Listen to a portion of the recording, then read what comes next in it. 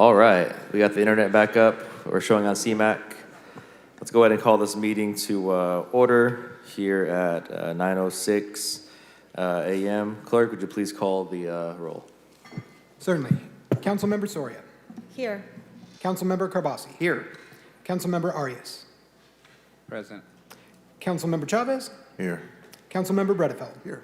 Vice President Maxwell. Present. And Council President Esparza. Present. So next we'll have the invocation followed by the Pledge of Allegiance. So everyone could please stand. We will have the invocation conducted by Pastor DJ Kreiner from St. Rest Baptist Church. Is Pastor Kreiner around? You would know if he's here. Is Pastor on Zoom? Pastor Dyer? I'm going to step in.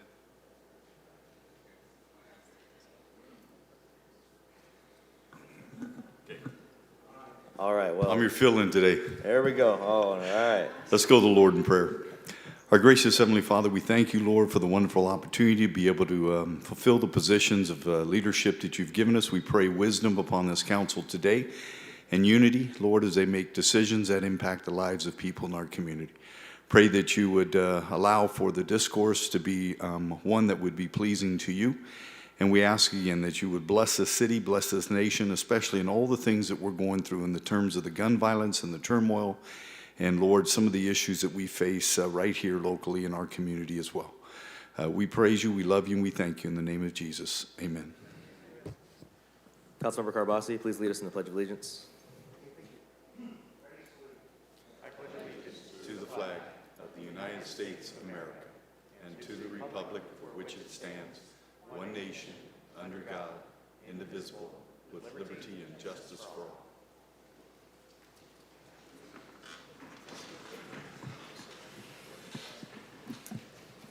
All right, we're going to move on to the approval of the agenda. City Clerk. Actually, Council President, it looks like we may have lost the internet again. Okay, all right, we're gonna hit pause here for a second.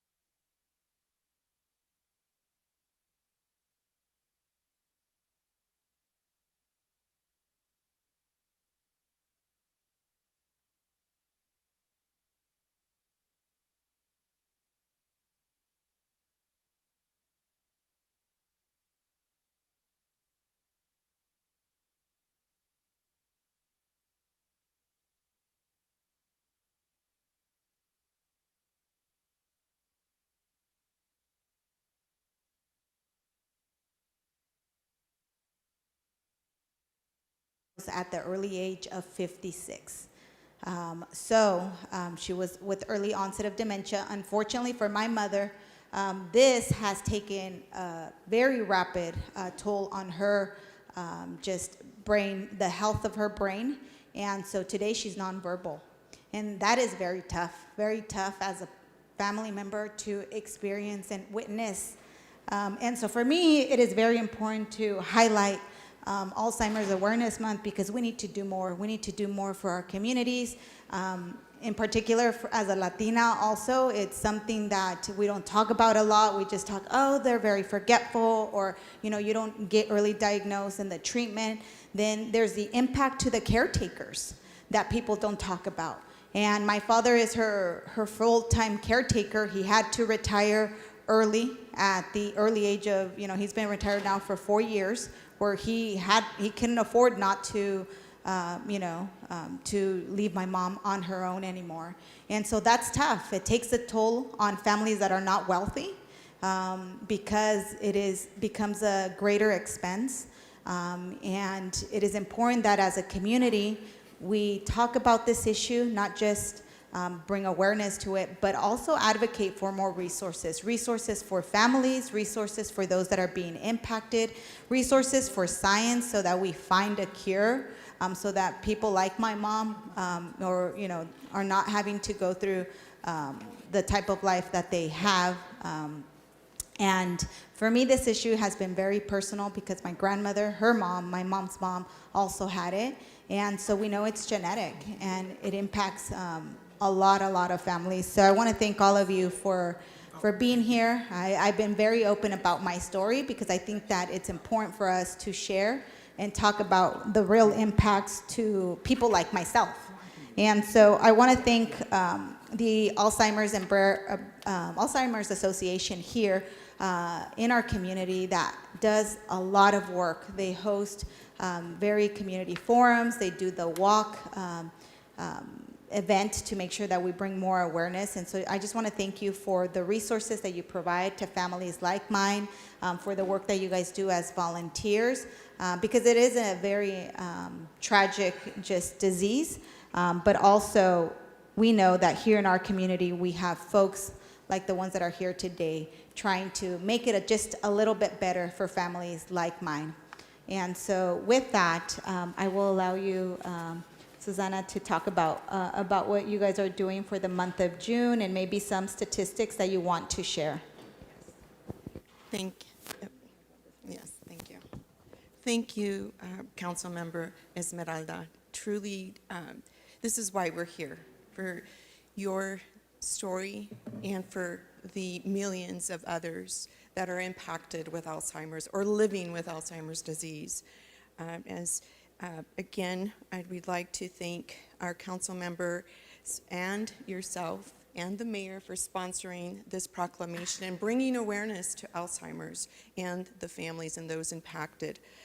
We are part of the Fresno Regional Office, the Alzheimer's Association, and soon hope that we have a office here in Fresno once again. Our office closed, unfortunately, due to the pandemic, so we invite that day when we are able to reopen. On behalf of the Alzheimer's Association, we thank you and are honored here, but also for all the caregivers and those living with Alzheimer's to accept this day, the recognition of Alzheimer's and Brain Awareness Month, and on Tuesday, June 21st, the longest day. Brenda? I'll share a little bit about the statistics of Alzheimer's. Alzheimer's disease impacts over 1.8 million Californians, with 690,000 residents aged 65 and older living with Alzheimer's disease, and 1.2 million caregivers providing unpaid care for the community. And in Fresno County alone, there were nearly 14,000 people living with dementia in 2019. And this population is expected to grow to over 31,000 people by the end of 2040. Thank you. My name is Bob Gray, and my wife has Alzheimer's. We found this out about 7 years ago when she's stopped asking the same questions over and over again, and sensitive as I was, I said, you just don't listen to people. Then I realized that was the wrong thing to say. And it continued on, But 3 years ago, it came to a head for me because our oldest daughter up in Grass Valley, her husband was killed in a kayaking accident. And my wife didn't understand. And so I was lost, I was running on empty, and I drove by the Alzheimer's Association. I dropped in, well, I'll see what they have to offer, but they're not going to offer me anything. And they said, we have a meeting tomorrow, why don't you come? I said, sure, I'll come. I'll stay a half hour and leave. I've been there ever since for 3 years, every month. It's made the biggest difference in my life. It's given me hope. It's given me understanding. It let me know that for caregivers, 30% of the caregivers go before the person they're taking care of because the stress is so high. And last year in the spring, I had to get help at home because I coached in the afternoon. And so I had someone get in 3 hours a day, and then I had a surgery, and so I couldn't take care of her anymore. And so I had to place her in a memory care center. Alzheimer's Association helped me greatly with this. You know, the support group, you know you're not alone. They've been through the same thing, and it's very helpful. And I don't know where I would be without it. We'll continue to fight on. My wife is like your mother. She doesn't have any verbal skills anymore. And one of the things you miss as you get older is you don't understand the value of small talk and just being around and talking about all things. You know, and also, it's a matter of nobody ever put this on my bucket list. I see my friend Mike here with the rugby team, and I'm sure they had a goal of winning the national title. I didn't have a goal of being a caregiver for my wife. That just happens, okay? But you acknowledge it and go on and fight on, and you realize I still have a lot to learn, and I will learn a lot. But I have to thank the Alzheimer's Association for their help. I wouldn't want to do without them.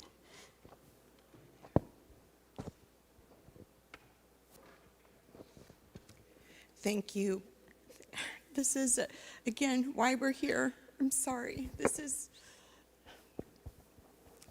I honor this moment for so many who have been silenced or living alone and not being able to share with others and feeling like they're the only ones. They're the only ones and no one's there to, you know, maybe I'm crazy. That's so sad to say that, but sometimes I feel, oh gosh, I'm losing it. But a way to honor our families, and we're honoring you and your mother today. Thank you. And your beautiful wife, and many others that we may not know today. So thank you. Thank you, Councilmember Esmeralda, Fresno City Council. I'm sorry to give you our back. And Mayor Dyer, thank you for your connection as well to those that are living with Alzheimer's and dementia. This community needs acknowledgement, support, and services to meet their needs over the lengthy progression of the disease. Thank you for your support, and we'll conclude with the last remarks. I'm part of this group, not because I like to volunteer, but because my husband died of dementia and Parkinson mixed. So I know exactly what it's like. And I'm saying to our friends and our neighbors that are impacted with dementia or Alzheimer's, become a part of or contact the Alzheimer's Association for help. It's out there for you. Call the free number 24/7 800-272-3900. And you will be given someone with a master's level clinician for your confidential support. Everything is confidential. Please do not be afraid to ask for help. And as the walk manager, it is my duty to ask you and invite you to join us in our continued work of raising awareness and funds for the research, the support, and the care that we offer with the Alzheimer's Association. We have our Dine and Donate with BJ's that they are doing on the 23rd. We invite you there. And then also with the Walk to End Alzheimer's for the Fresno and Madera counties, that's going to be September 24th at the Tesoro Viejo Community Center there. And again, we thank you for issuing today's proclamation. Okay, so with that, Mr. Clerk, if you could read the proclamation for the record. Whereas the month of June has been declared Alzheimer's and Brain Awareness Month to help educate the public on this debilitating disease and the need to increase efforts to combat its human and economic costs. June 21st, 2022 is the longest day of the year, and on this day, people from around the world will come together to honor the strength and endurance of those facing Alzheimer's disease with a day of activity and advocacy. And whereas Alzheimer's disease, a progressive neurodegenerative brain disorder, tragically robs individuals of their memories and leads to cognitive decline resulting in functional, emotional, and behavioral impairment. California has 690,000 residents living with Alzheimer's disease, more than any other state in the nation. Fresno County has 14,643 residents living with Alzheimer's disease in 2019, and that number is expected to grow by 112% by 2040. And whereas recent research published by the California Department of Public Health in 2021 indicates that over the next 20 years, the impact of Alzheimer's disease and related dementia will increase dramatically. While the population of California will grow by 16%, the population of people living with Alzheimer's will increase by 127%. And whereas Alzheimer's disease is a family disease impacting 1,120,000 California spouses, partners, children, sibling, and grandchildren, and other relatives who provide unpaid assistance to a loved one, California caregivers devote 884 million hours of unpaid assistance to family members, valued at over $18,126 million in non-government financial support. And whereas African Americans, Latino and Asian Americans are disproportionately impacted by Alzheimer's disease and have higher prevalence rates than general population. Over time, these communities will see increases in diagnosis. And whereas a person with Alzheimer's disease may live an average of 4 to 8 years after diagnosis, some may live as long as 20 years. Age is the greatest risk factor for Alzheimer's disease, which has no known cause, cure, or prevention. Individuals living with Alzheimer's disease and their caregivers need acknowledgement, support, and services to meet their needs over the lengthy progression of Alzheimer's disease and related dementias. Now, therefore, be it resolved that the City of Fresno, Mayor, and City Council hereby proclaim June 2022 to be Alzheimer's and Brain Awareness Month in the City of Fresno. Thank you. Can you take one last picture with you and the mayor?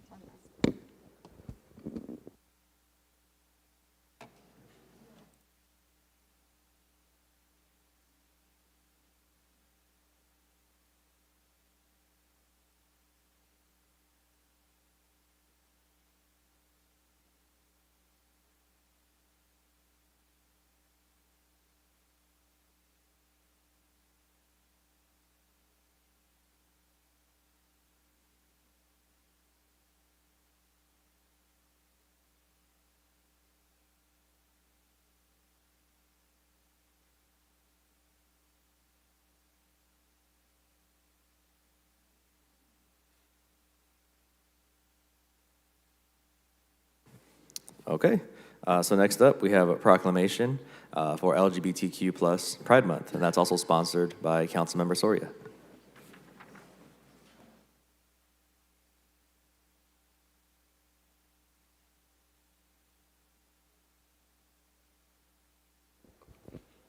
We're back up. So they caught me crying. Yes, for the record.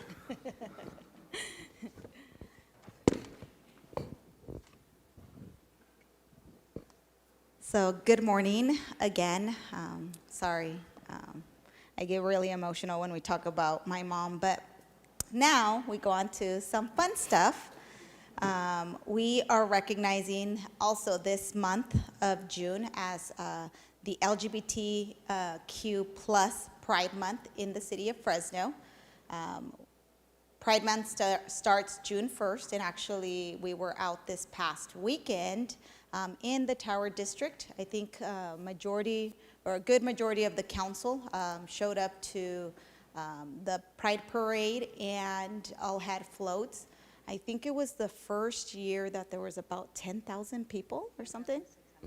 10,600 people, it was awesome. I had never seen the tower so full with people from all walks of life, families of all different colors, kids running around. It was a beautiful thing to see that the city of Fresno is a safe place for all people, regardless of who you love. And so we're here this morning.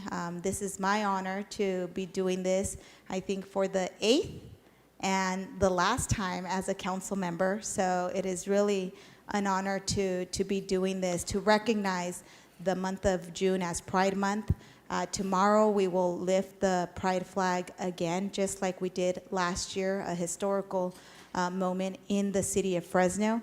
And so I want to thank folks that are up here with me this morning, really for the work that you guys do on the issues of the LGBTQ plus community, to make sure that people feel loved and included and have the resources that they need so that they can live a successful life here in our community. So today I am joined by Community Links Fresno Rainbow Pride, which is the organization that helped host the Pride Parade. And so thank you, all of you, for being here. I also want to say that this Pride Parade Month, we were able to honor the late Jeffrey Robinson, who had dedicated his entire life to helping others live safely, genuinely, and without any limitations. And I will say that it was awesome to be actually able to recognize him when he was still living with an award for the work that he did. We did that last year during the flag raising time. And so I am so proud of our city, of our council, our entire city of Fresno, who has embraced and has been open to charting a new chapter in support of our LGBTQ plus community here.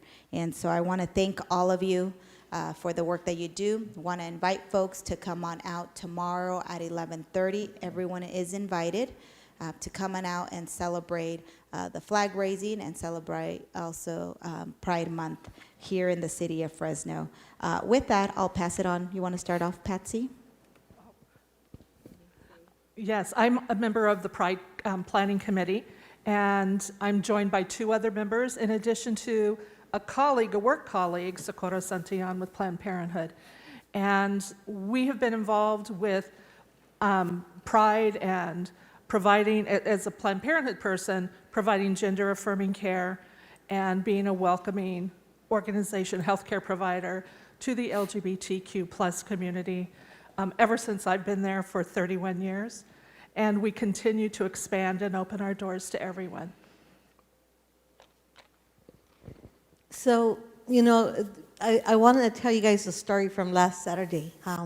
We had supporters that showed up that wanted to walk with us, and they were welcome. We had all ages. The oldest person on a wheelchair walking with our float was 93 years old. She was there supporting her son, who is gay, and he's a faith leader here in our community of 73 years.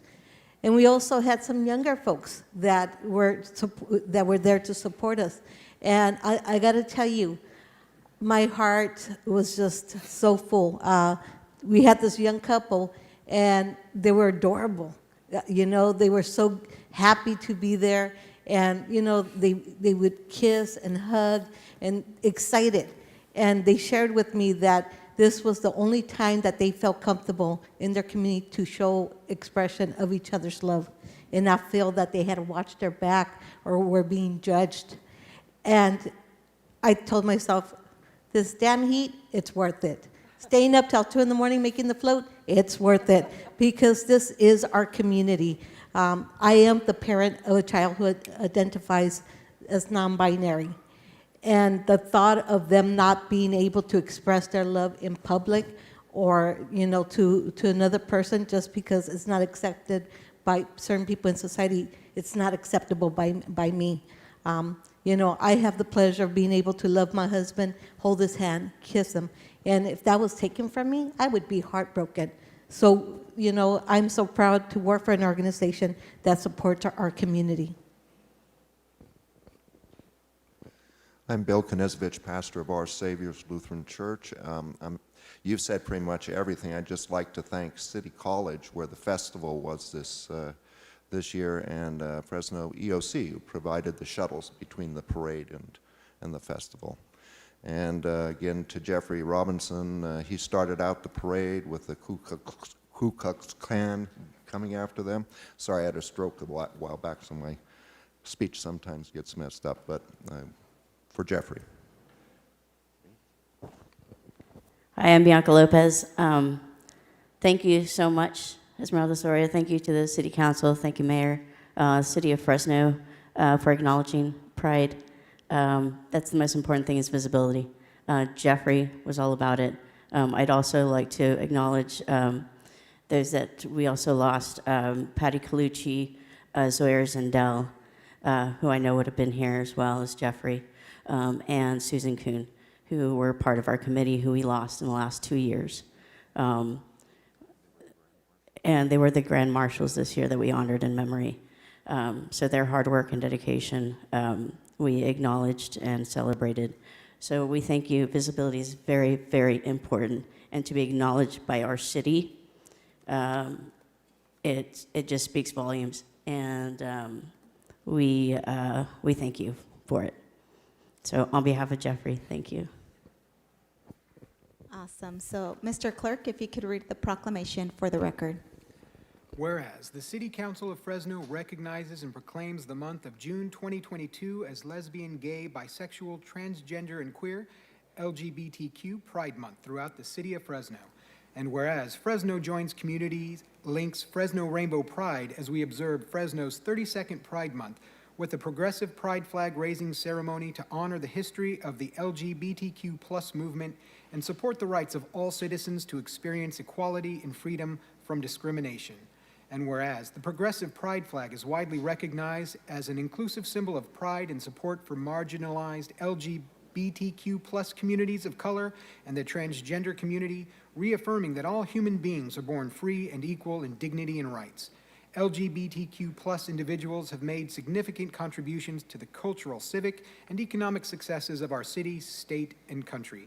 And whereas the City of Fresno is committed to supporting visibility, dignity, and equality for LGBTQ plus people, while society at large increasingly supports LGBTQ plus equality, it is essential to acknowledge that the need for education and awareness remains vital in order to end discrimination and prejudice.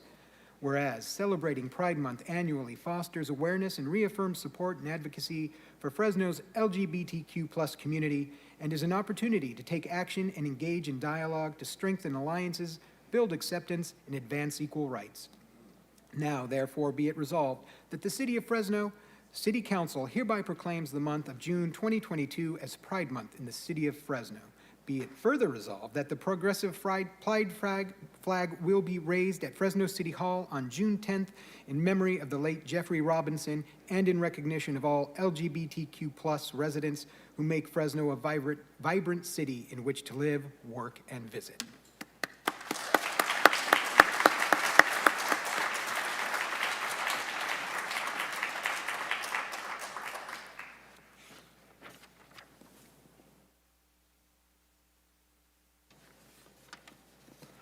All right. So next up, we have a proclamation for National Gun Violence Awareness Month. It's going to be sponsored by myself, and if I can, while I'm walking down, if I could invite our guests from Moms Demand Action for Gun Sense in America, as well as March for Our Lives Fresno, to come on up and join me.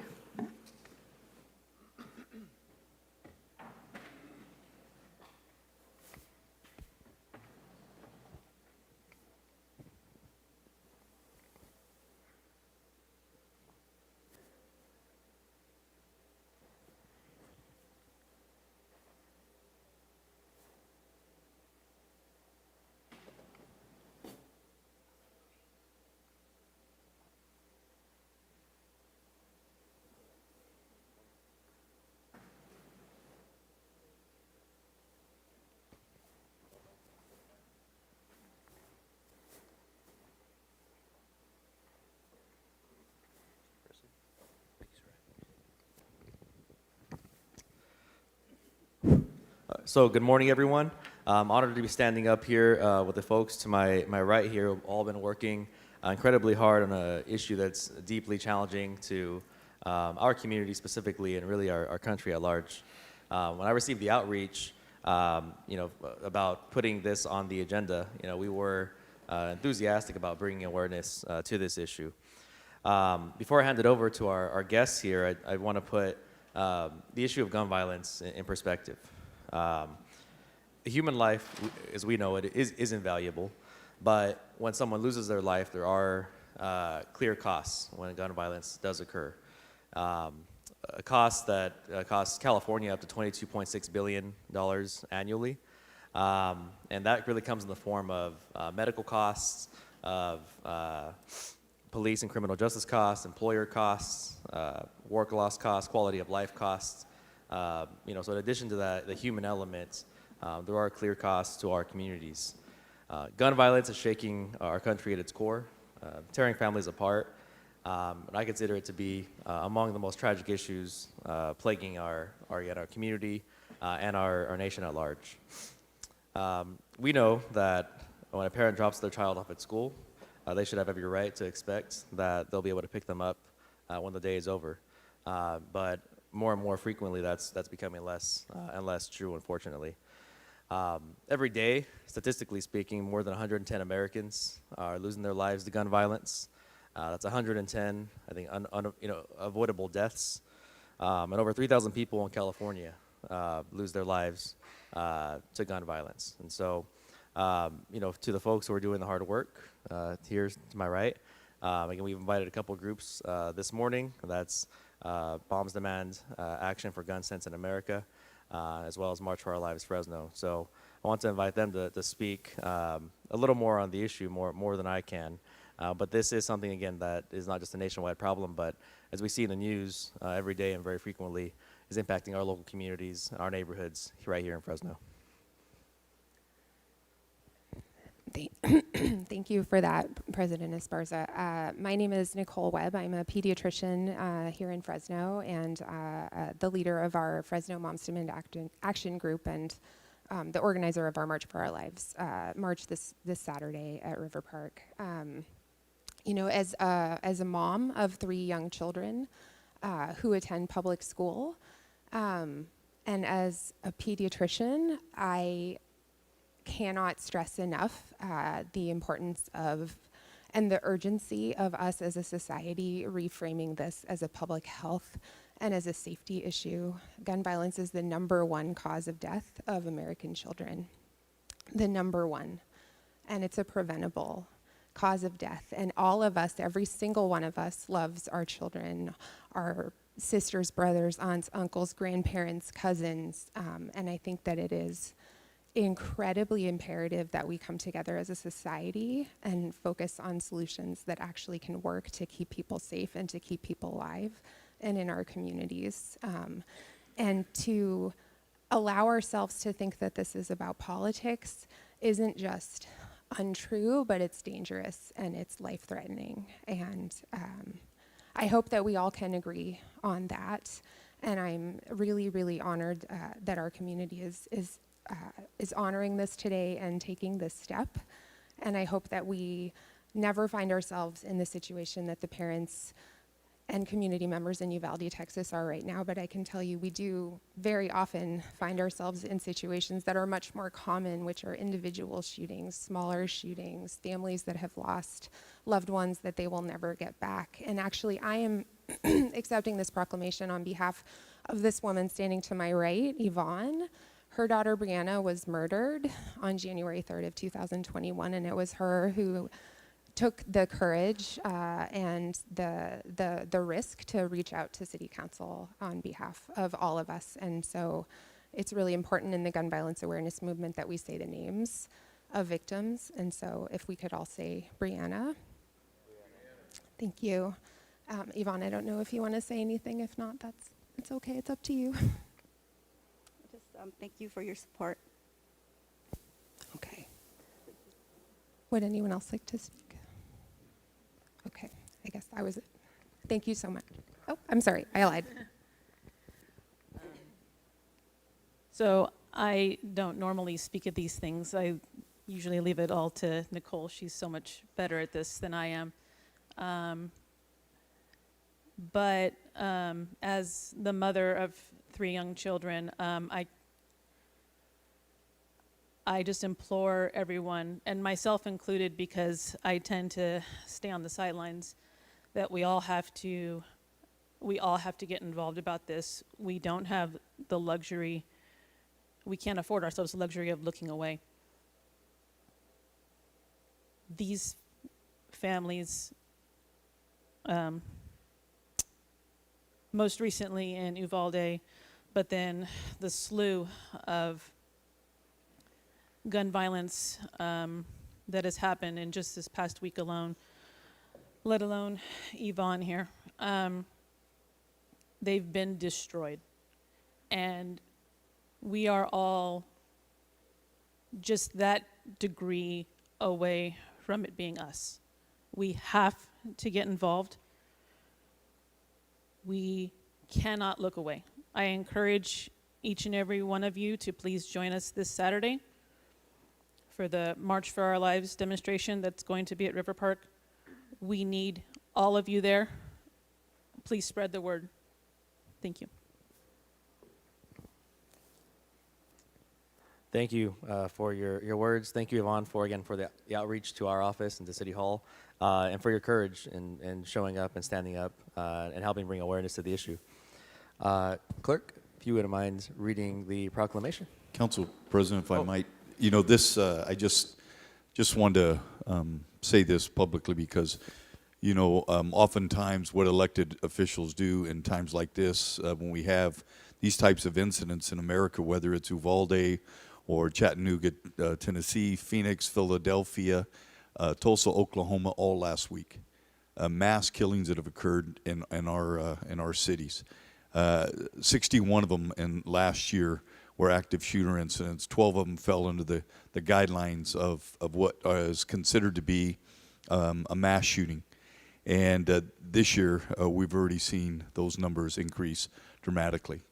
And as a former police chief, I spent far too many nights in hospitals with families who were grieving the potential loss of their children. And so, although it's never happened to me, I've had that firsthand look. And so I really feel for you. And, I spoke out this week on CNN, and boy, have I taken some criticism because I'm trying to promote sensible restrictions on who accesses firearms in our country and to eliminate the manufacturing of guns or parts that allow for what's called ghost guns or firearms out there that are not traceable by law enforcement. Same position I held when I was a police chief, my same views, the same view that major city chiefs hold, but we must do something. And this extremist views that occur from the left or the right is creating a paralysis in our country that is preventing us from doing the right thing. And it is important that we speak out, that we recognize the victims behind these senseless acts of violence. And so my prayers are with you, and I mean that. And we are going to take action here locally, but I'm going to allow my voice to be heard nationally. Thank you very much for that, Mayor Dyer, and to all of City Council. It's heartening, and we appreciate that support from the community. Thank you very much for using your voice. Council President? Sorry. Yes. If I'm going to add one thing. One thing that's very concerning is, and I'm glad you brought it up, is the safety of our children in our schools. No matter what type of violence it is, teachers or educators face a tremendous amount of danger, and they're literally shielding kids from getting hurt. And it's just a very different environment. But speaking of educators, I wanted to point something out. I was very excited this morning because among your crowd, there's an educator, my professor, my psychology professor, Diane Schoenberg. And in the end, this is a people issue. This is an issue of how we protect ourselves and how far we're willing to go to protect each other. But I want to say, Professor, it's amazing. You would think on the council it would be finance or accounting or communications would help me. No, it's psychology that helps me.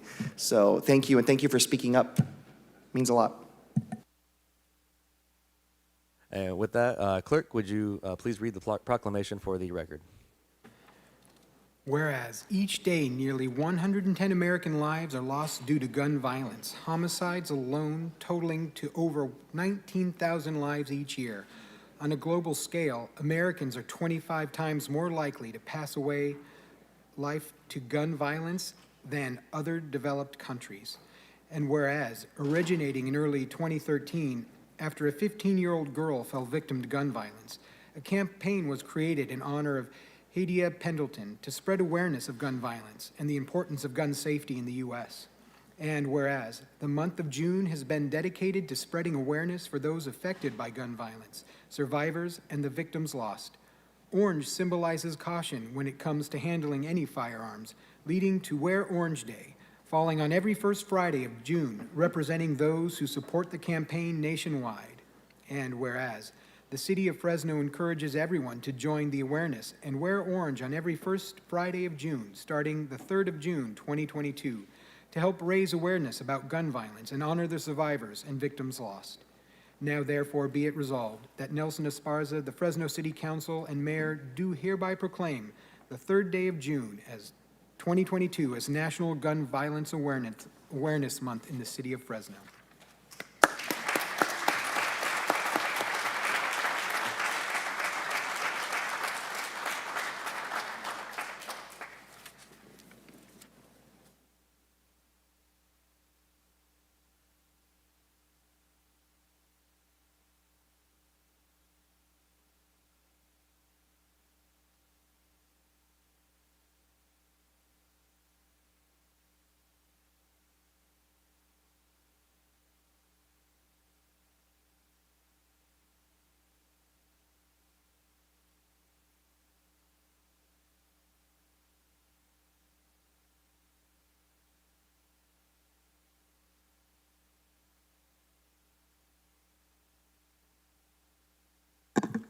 All right, for our last proclamation of the day, we have a proclamation for the Fresno State Men's Rugby Day, and that's sponsored by the Office of the Mayor and the City Manager.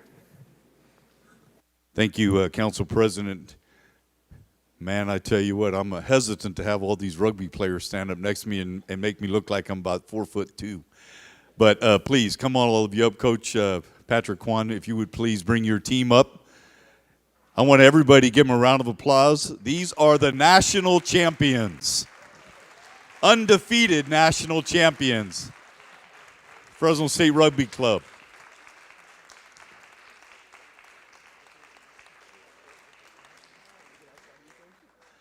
So all of these young men here are standing, represented us all season. They went 16-0 in their league. They, as you can tell, played hard, but they dominated opponents. When you look at what the scores were and how many points they were scoring per match, it was incredible. And so, in fact, I can't remember what the score. 52 points. It's incredible. So, this team has done something very, very, something I'm very, very proud of in Fresno. But to go 16-0 to become national champions at rugby is something that I deeply respect. But more than that, I respect folks that even play rugby. Because it has got to be the toughest sport in America today. It's not football.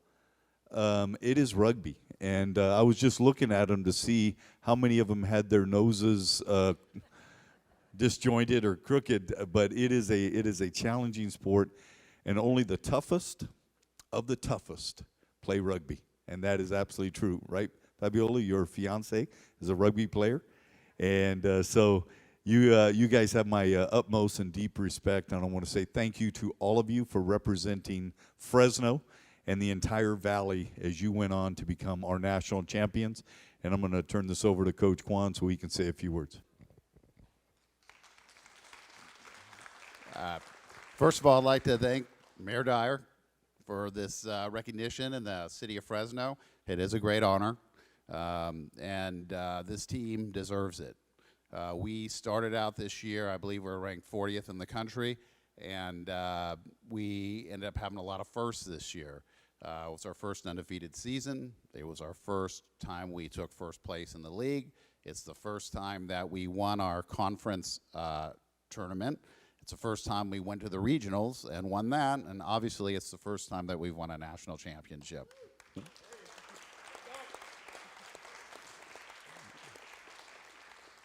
These players have worked very hard, but it hasn't just been the players, it's been all the administrators, it's been a help from the school, and we definitely could not have done it without the help of the community.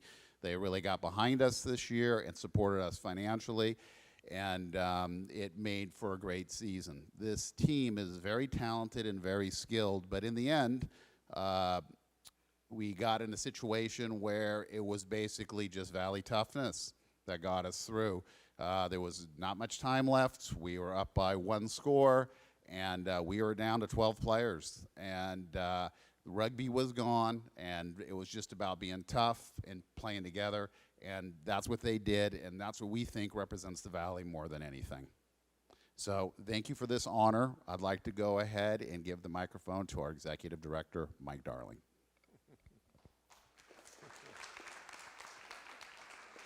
Thank you, Pat. I'd like to just comment one more extra thing that Pat said.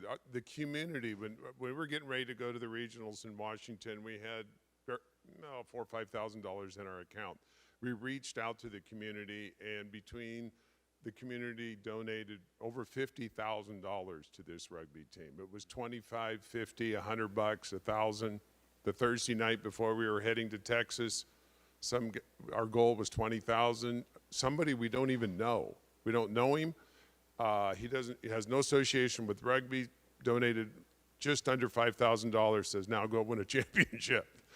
And so that was the kind of things that happened with this. What I'd like to do now is present to Mayor Dyer a picture of our team. It's from Arlington, Texas, in the Ranger Stadium. It was a great day. This is for you, Mayor Dyer.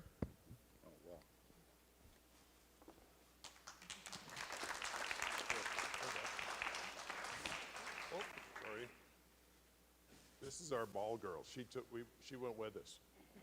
And so whenever we needed a tea or brother, where's Isaiah? Wave Isaiah. But whenever he was kicking penalties or extra points, he would yell for his sister, Emma, get out here. And she would run out with the tea. We'd also like to present you, Mayor Dyer, with a shirt that all the boys are wearing. Okay. And it's a championship, and we even got your name on there. All right, you, okay? So this is for you as well. Thank you very much. Appreciate it. Well, thank you. And we have a proclamation that we're going to give. We have to circulate it amongst council still, but at this time, if I could have the clerk, please read the proclamation for us. Thank you. Whereas Fresno State's club men's rugby team completed its undefeated season with a 22-17 win over Kansas Jayhawks to earn its first national championship. And whereas the diverse team is comprised of Central California students and 1 student from France. And whereas the players had a full load with balancing being full-time students, working part-time jobs, and attending 3 practices a week with games on the weekends. And whereas throughout the season, the team went undefeated and was 16-0 overall, averaging more than 60 points per game. And whereas the team earned a spot in the championship game by beating Western Washington in the Division IAA West Coast Regional Championships match 52-15. And whereas the rugby team competed in the Pacific West Conference League Championship, defeating Sacramento State 36-0, earning its first Pacific West Conference Championship. And whereas the team rose to the occasion when pitted against rivals, winning the California Cup, defeating University of San Diego 46-9. And whereas head coach Patrick Kwan, assistant coach Leland Garo, assistant coach Paul Carter, and assistant coach executive director Mike Darling are responsible for one of the greatest turnarounds in significant seasons, leading the team to a historic moment. And whereas Fresno State's club men's rugby team is poised to repeat their success in the coming years, signaling a new era of excellence as they prepare to defend the national championship title next year. Now, therefore, be it resolved that we, Mayor Jerry Dyer and the Fresno City Council members, do hereby proclaim Thursday, June 9th, 2022 to be Fresno State Men's Rugby Day in the city of Fresno.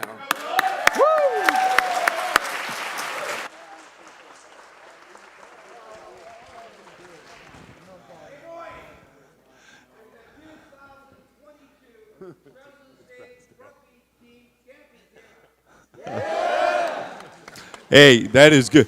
And the way you read that, clerk, man, that was exciting. I mean, it was pumped me up. You send that to Hollywood, they're going to make a movie on these guys.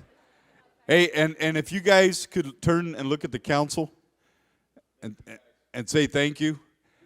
And also let them know if they mess with me on anything during the budget, you're coming after them. All right, thank you.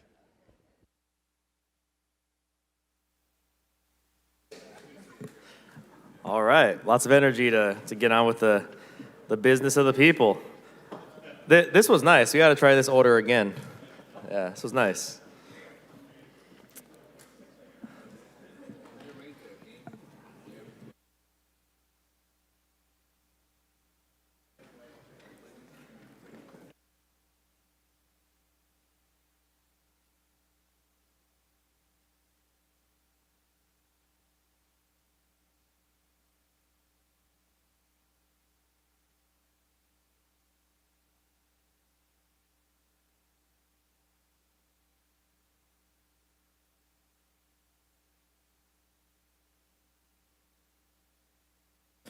All right, so let's rewind, get back to the actual approval of the agenda.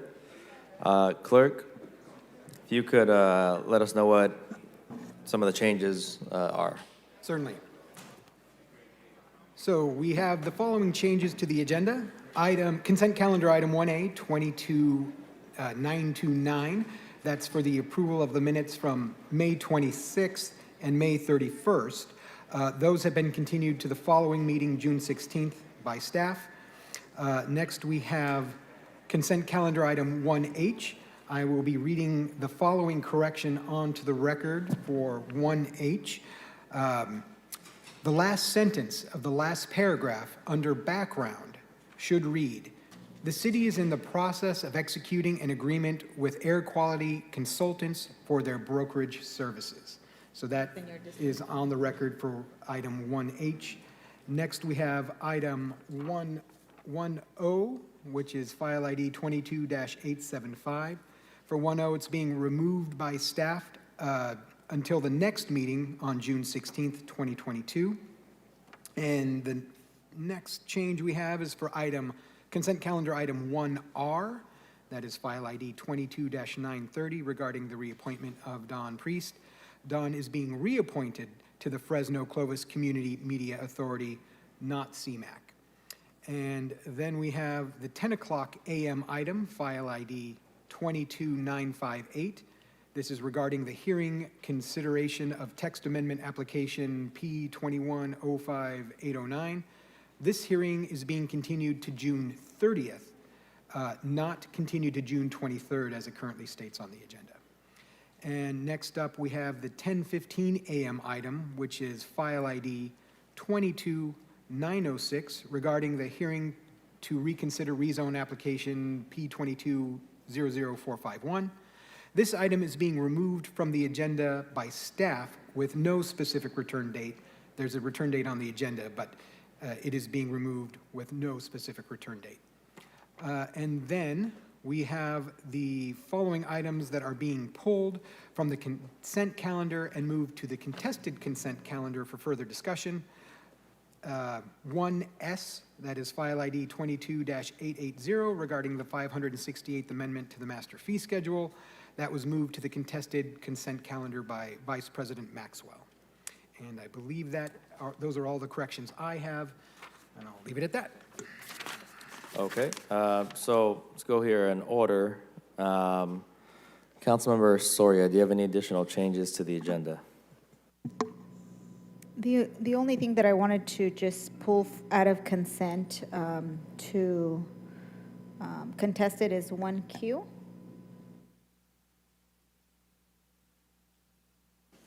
Just that one item?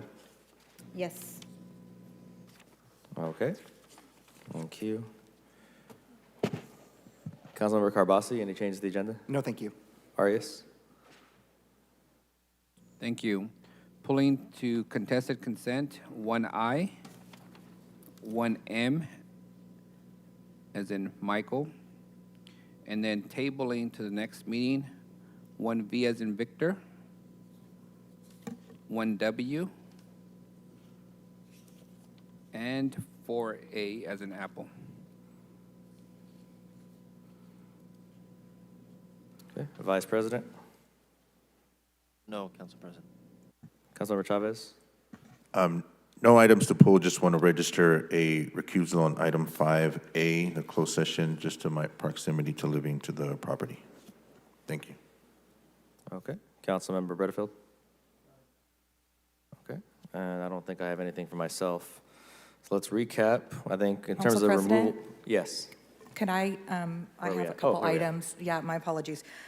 We would like to pull the 1010 AM ID number 22905, continue it to the next meeting. That is the Park West Development Agreement. And then also, we would like to continue the 3C, Measure C3 Renewal Workshop to the next meeting. Okay, those are noted. All right, so we've removed, in terms of consent items, we've removed 1O, 1V as in Victor, 1W. Council items, we've removed item 4A. We've removed item 3C, and we've removed the 1010 Park West item as well. For contested consent, we have 1I, 1M as in Mary, 1S, and 1Q. Any corrections or additions I think I missed? Yeah, I just forgot to add on 5G in the closed session, I will be recusing myself. Won't be attending that. On that same note, so will I also be recusing. Fun 5G. Yep. Okay. Any further removals? Stuff to be pulled for consent, we can always continue to pull stuff from consent, but in terms of approving the agenda, we're all Motion good? to approve. Second. All right, we have a motion, we have a second.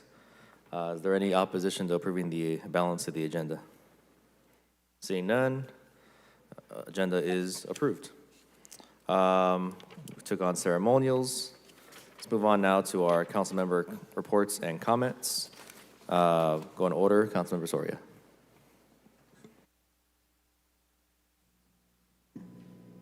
Thank you.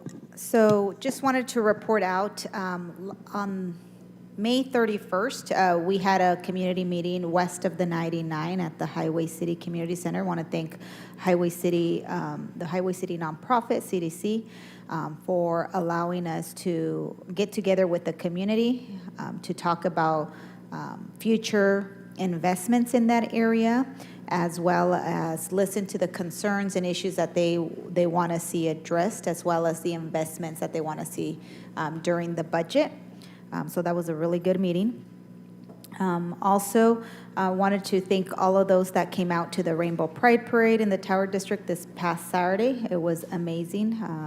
I want to personally thank Karen McGee for driving me in her vintage Jeep. And also want to thank the drag queens, Transformer and Mac Attack, who marched with us. And thank you, Leilani Price, for helping us facilitate that. So I want to thank them. Also, on that same day, our office was really busy. We were also at the Super Health Festival that was hosted at Lions Park, where we were able to connect with hundreds of our constituents to share the number of resources that we have here at the city and other community resources as well. So thank you to my staff and to all the folks that were able to put a very successful health event or health festival in District 1. And then just lastly, a reminder, as I mentioned earlier during the proclamation presentation, we want to invite the entire community to our second annual LGBT Pride Flag Raising Ceremony tomorrow at 11:30 here in front of City Hall.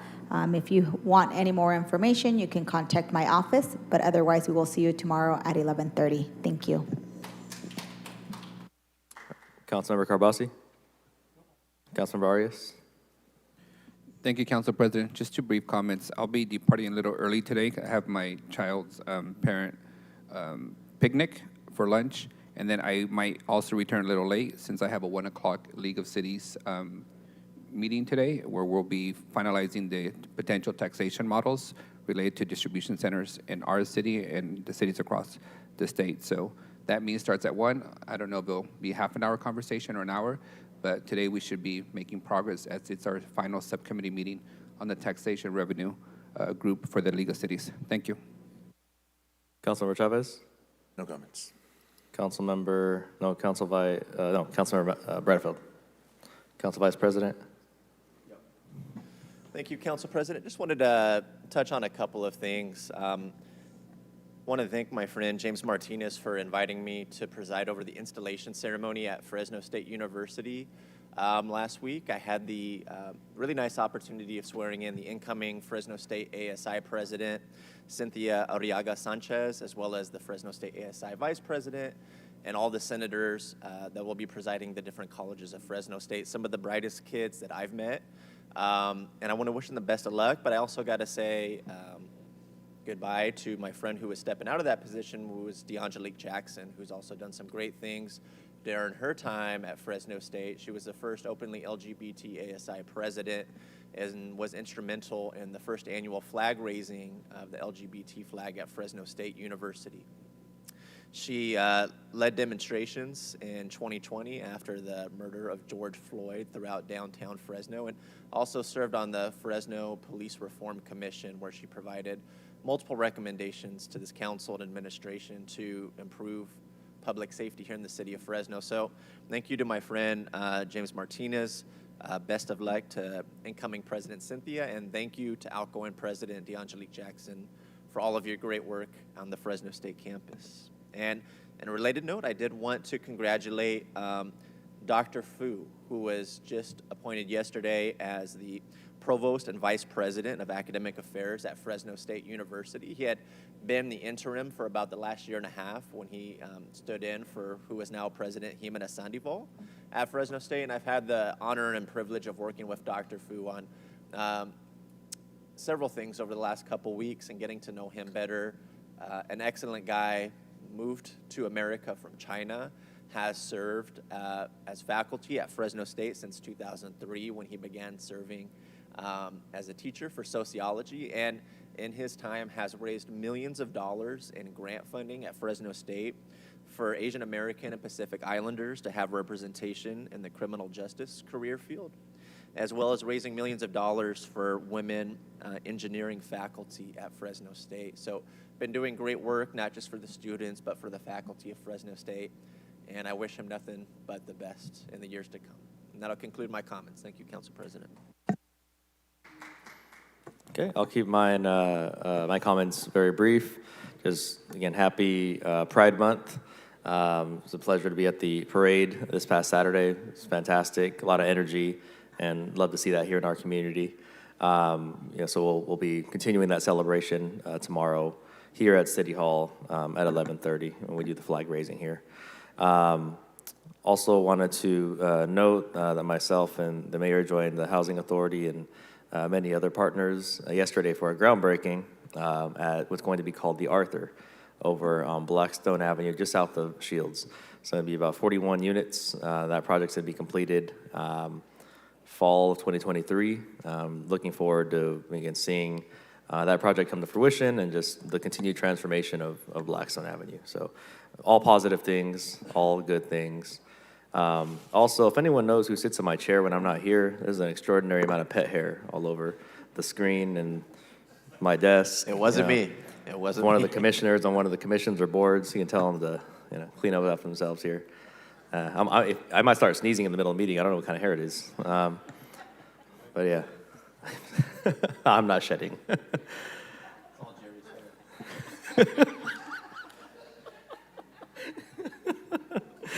Oh, man. All right, so let's move on to comments from the administration, mayor or city manager. Real briefly on mine, just wanted to make sure everyone knew City of Fresno received a Climate Action Award. U.S. Conference of Mayors we accepted that on behalf of the city. this last week in Reno, where I was this weekend as well. And for our sustainable energy and solar LED lights, HVAC system replacement, and big kudos to Ann Cluse, who is our manager that oversees all of that. So we were one of 5 large cities in America to receive that. So proud to be able to do that. And then this weekend, although I was out of town and could not attend, Matthew Grundy, my deputy mayor, attended the opening of the consulate for El Salvador. And so as you may know, now we have a consulate in Fresno for El Salvador. And there are a lot of refugees here. And so there was a big turnout, as I understand it. And so I just wanted to mention those 2 things. City Manager? I'm good today, thank you. Okay. All right, moving through this thing quickly and efficiently. At this point, we'll go ahead and move on to the consent calendar. Any further items to be pulled? Again, so far we have I, M as in Mary, Q, and S. Any further to be pulled for discussion? Seeing none. Before we approve the balance of the agenda, we need to hear public comment. I'm sorry, I need to register abstention from 1A. 1A? Please, thank you. Okay. Councilmember Soria, I see you punched up. Was that from earlier? Sorry, the screen was off, and plus all the cat hair or whatever it is. All right, so we have the abstention registered. All right, let's move on to public comment. So at this point, I'll open it up to public comment on the consent calendar, on unscheduled communication, or if you would like to also comment on closed session agenda items. So I do have a few cards here from the chamber. I'll go ahead and read these off. So if you are in the chamber and would like to speak, please put a yellow card, bring it up to the clerk. I'll make sure you get called up. And then I'll be taking folks on Zoom as well. So if you're on Zoom and would like to speak with respect to an item or unscheduled communication, please feel free to raise your hands. So first up here in the chamber, we have Brandy Nus Viegas.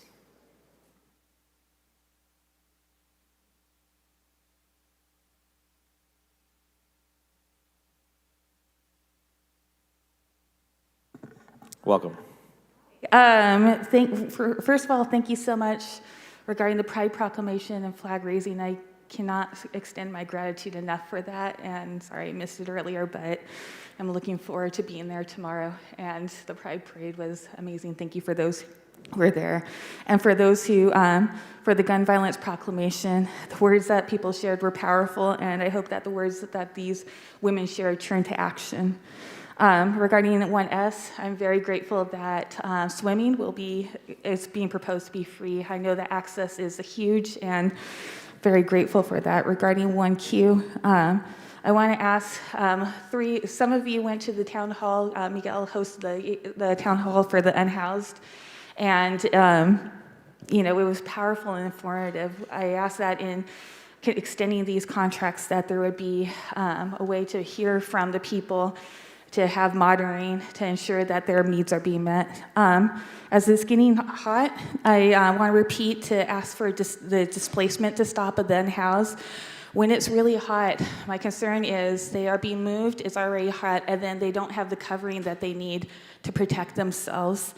My fear is that this is going to contribute to health issues, overexposure, and lack of protection.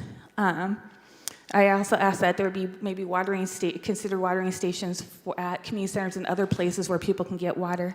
I also want to address something the mayor said at the last meeting. He questioned if the people advocating for the Here to Stay report had read the One Housing Plan, because there was items in the plan that were also in the Here to Stay report. I emailed my concerns, but want to say on my own behalf that we have read it. I actually listed all the items that were on the Here to Stay report that was in the One Fresno plan before we went into this and looked at everything closely. That this would be considered a proper response to Here to Stay report or a substitution is concerning. That does not dismiss that we had 46 recommendations that were developed by professionals that you hired and a community that was deeply involved in coming up with recommendations that have been found to help with anti-displacement, and that community members worked really hard to get 10 priorities that we wanted to make sure got passed. So I ask, one, that the fact that there are some of them changed a little on the one housing plan that are on that those are there, that this would not be enough, but that they ask again that the City Council would bring forward the Here to Stay report for consideration. And also support that, especially as we're going into budgets, that there still be space made for those to be considered. Thank you. Thank you, Brandy. Next up in the chamber, we have Cindy Piombino.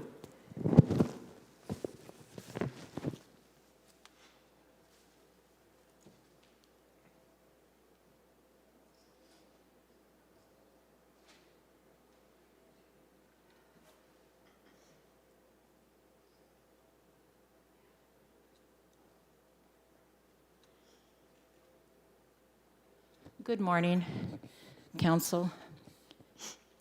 I'm Cindy Piombino. I'm here from Christ Helping Hands. I'm a homeless outreach worker and an advocate. I saw a PSA this morning on Channel 30, and it was about cooling centers being open. That's wonderful, and I'm grateful for that. But they're only open when it's 105. Most of us Fresno people know, hey, once it hits 100, it's hot. I'm asking those centers to be open when it's 100 degrees. We have many disabled and seniors, and I speak from experience. It's really, really extremely hard in the hot weather. It's next to impossible. I was in a wheelchair a few years ago, and a walker, a cane, and now I'm okay, but I still have mobility issues. For those that have mobility issues, it's difficult and it's exhausting. And what's ironic is before they showed the cooling centers that are open, they showed a way for family to get to the local splash parks and did advise people to stay indoors and stay cool and to check on their elderly friends, neighbors, and family. Our homeless are our neighbors, and to many of us, they are our family. They are my family. I urge you to drop that down to 100. And also, I did not see anything mentioned about free fax rides to and from the centers. I would ask if we can provide that service like we do in the winter. And this is an open invitation to everyone on the dais that you're welcome to ride along with me as I partner up with We Are Not Invisible and their Project H2O. You're welcome to ride with me giving out waters and seeing really how incredibly hot it is. I know you know how hot it is. I have many experiences in my life and my family's life, like I just mentioned with myself, but here's another one. I'm in total support of the 5.5 acres at Boulder and Moreau to be built for affordable housing. I have a granddaughter right now in a shelter with 8 children. Those are my great-grandbabies. She has a voucher. She cannot find a house.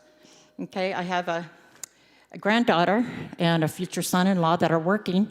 They have saved their money, and they're first-time renters. They cannot find affordable housing. We need affordable housing. I urge you to pass that. I'm in total favor of it being passed. And thank you. Okay, moving over to Zoom, we have Lisa Flores.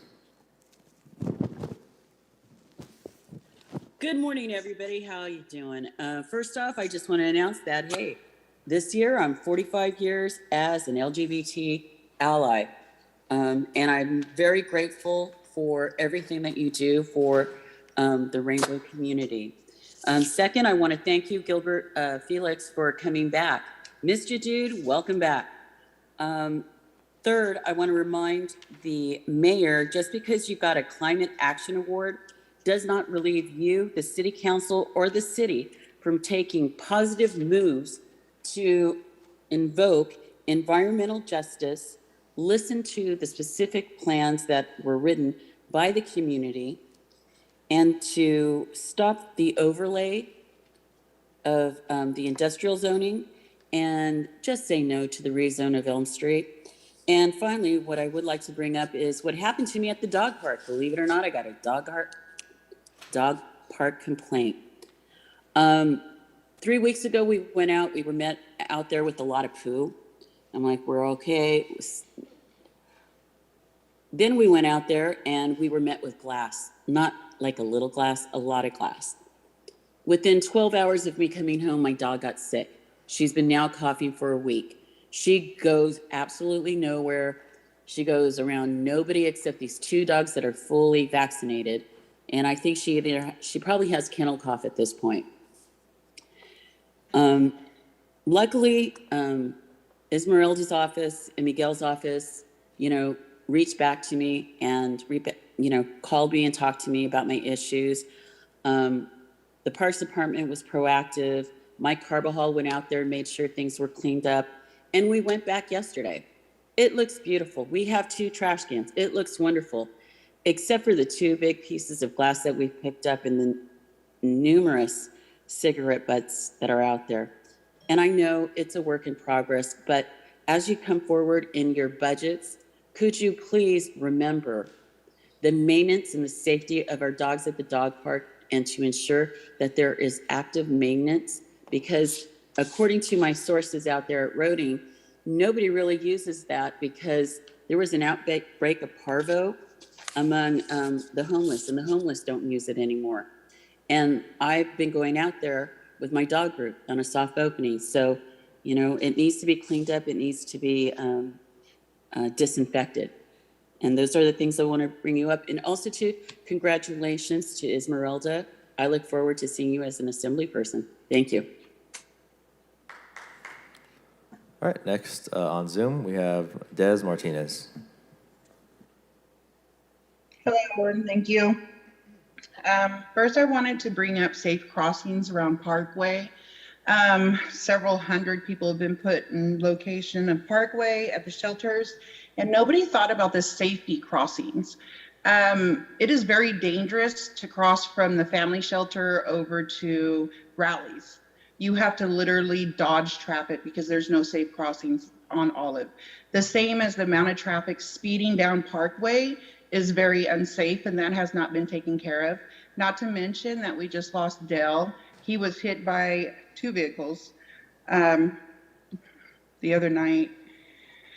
And we have no safe crossings anywhere. So why was this not thought of when we thought about putting over 600 people in one area, about the safety for the children, the safety for the elders, the safety for the people pushing in walkers and wheelchairs that cannot cross these streets safely? These are streets that are next to a highway, 99. The traffic is just absurd. It is. The amount of homeless camps that are now popping up around Parkway, we need to open up either more shelters, get transitional. We need to go with tiny homes. I'm sorry, I don't agree with spending $515,000 per room when we can be building tiny homes. People don't always want to be in apartment complexes and all that stuff. We need to start thinking about utilizing our funds for permanent stability in tiny home villages in each district. When it's 100 degrees outside, do you guys not know that the pavement and the asphalt is 20 to 40 degrees higher? This means that the individuals that are sleeping on the streets are in extreme danger from the heat and the burns and everything else that they get, dehydration, everything that they get out here. Opening up a cooling center at 105 degrees, I wish that one of y'all, because every year I ask you guys, come out with me. I wish one of y'all would really take me up on that and come with me in the beat down, run down truck that I have, no AC, and go with me in the triple digit weather so we can go out there and hand out together. You will see the conditions that people have to survive in. We also have Project Dignity going on. I think the checks were lost in the mail because I haven't received anything yet. I want to know if we're still doing the Project Dignity for the districts that agreed. And also, I would like to extend that offer to the other city council members to do the same thing that the other council members agreed to do regarding Project Dignity in their district. I would like for you guys to take your time today and give a moment of silence for Dell Black. He is our unhoused member that was hit by 2 cars trying to cross the street on Belmont the other day. So if you can take a moment for that, and I'm done. Thank you. Seeing no one punched up on Zoom, seeing no more cards or comments here in the chamber, I'm going to go ahead and conclude public comments.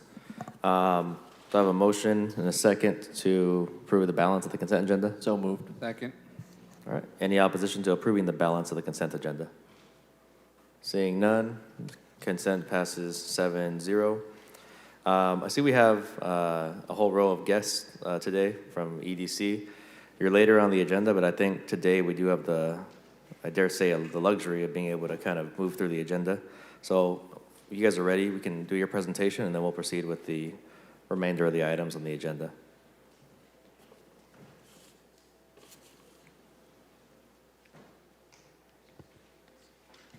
Good morning, and thank you, Council President, for inviting us to speak today. On a quick note, I do want to thank all of you for allowing the California Transportation Commission to sit in your seats. I did sit in your seat, but I had no animals, I promise. I did nothing, but I kind of liked it sitting there, I have to say. So obviously, you know who we are. And you're never supposed to start a presentation with any excuses. But finally today, we finally had to start laughing. Because first of all, we're moving. So from N Street, we're moving down to Fulton, and we're moving into the old Security Bake building on the 4th floor. We were supposed to have been in there by now, but maybe next month it'll be complete. One thing right after another. So we have no computers. We have no access to get additional information. This was the moment that the federal government decided to ask us for some additional information on a really large grant that we have pending there. So we all were running home, getting it all together. And we have half our staff out on COVID. 2, which called in this morning, that we're going to speak here today. So finally, Will and I just said, what the hell? We'll just go wing it. So we're here to present to you. You know that the EDC has been in existence for over 40 years. I've been there for almost 13. I think Will, 8, going on 8. We have Paul, 15. So we have staff that have been here from 15 years to 15 days. I think we have a couple over here. Do I push? Let's do this to you. Okay, next. But you know what it is we do. So, and I think people always ask me, what is economic development? What do y'all do on a daily basis? So our purpose is to tell folks about Fresno County and the city of Fresno, bring new business here, help our current businesses grow, get people jobs, help our city prosper. So that's our mission, is really to market us around the state, around the country, and around the world. Next, excuse me. We have a 40-person board, which I know is insane. This is our executive committee, of which Georgianne is on our executive committee. We meet with our executive committee. We try to meet every other month, and we bring people from all areas onto the executive committee. Next, our board, which I said we have 40 members, are really from every industry that you could ever imagine. So when we do have an opening, of which we don't at this moment, but we do have a waiting list, we look at who are we missing. So right now, we obviously have people from industry, we have business owners, small and large, we have people from education, from healthcare, everything you could ever imagine. But when we do have a piece that we don't have filled, we look out into the community and see what voices do we have. We do have, I think he's been on the board now for 2 or 3 years, a member of labor organizations, which, if any of you know the history of the EDC, that's a first, that we made sure that we had voices of labor, and I think this next year we'll have 2 people from labor on the board. So we will continue to try to be as diverse as possible to get as many voices as we can. Leanne, what is the difference between your regular board and the executive? So the executive committee meets every other month. They go over our finances, they go over our stats, They look at if there's anything that we said we were going to do, did we do it? They go over all of our reports to ensure that we're meeting all of our goals. Our general board, which meets on the other month in between, they really are the folks who do the strategic planning. So the vision, the mission, all of those things come out from our full board. We still report out to them, but when we need to vote on specific things moving forward, it goes to executive committee first to do the deep dive, and then to the full board. Okay. Just because I noticed that there needs a little bit more diversity on your executive board, so just We're trying. FYI. Yes, I know. Oh, don't I know it? On your regular board, great. Absolutely. But I think, you know. Yeah. No, I absolutely hear you. Next.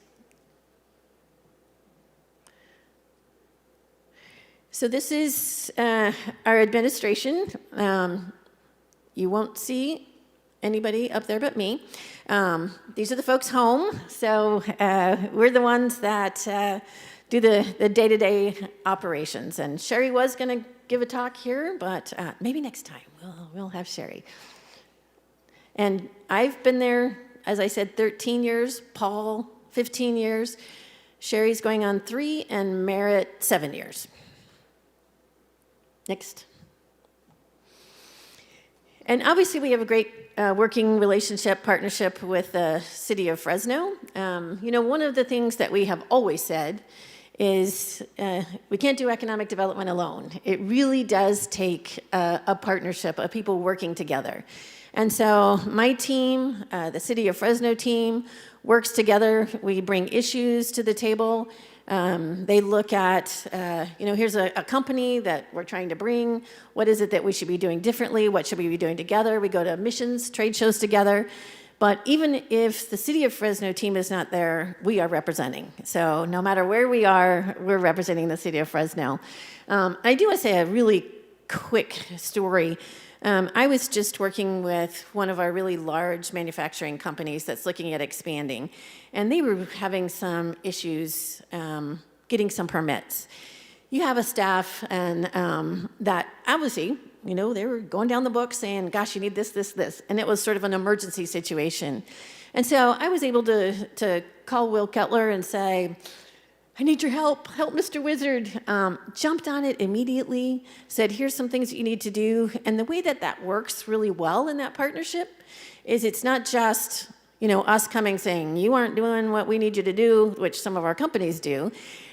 We say, how can we help you? And then we can go to our companies, our businesses and say, hey, listen, the city's gonna do their part. You gotta do yours too. And they're okay with us saying it, saying, you know, you got to sign all these millions of documents, and then we can help you get it through. And it really is that kind of partnership that helps us, not just with the traction, with our business expansion and retention also. Next. So, you know, one of the things that I had said since I got there 13 years ago is it doesn't really happen unless you can prove it. And so we started putting together our data team. And so I'll let Will Oliver, our Vice President of Business Services, and yes, it's VP of BS, he's going to come up and tell you. Thanks. Appreciate it.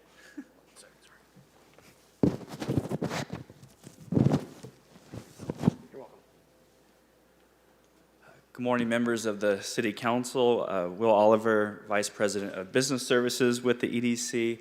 I lead our Special Projects and Initiatives team. Real quickly, I'd like to introduce 2 of our newest members, Ross Williams and Spencer Bremer, graduates of Fresno State, of the Economics Department, and so they will be assisting us on some very exciting projects. So it's Ross and Spencer. Next slide, please. As Leanne mentioned, our data analysis team is somewhat, newer.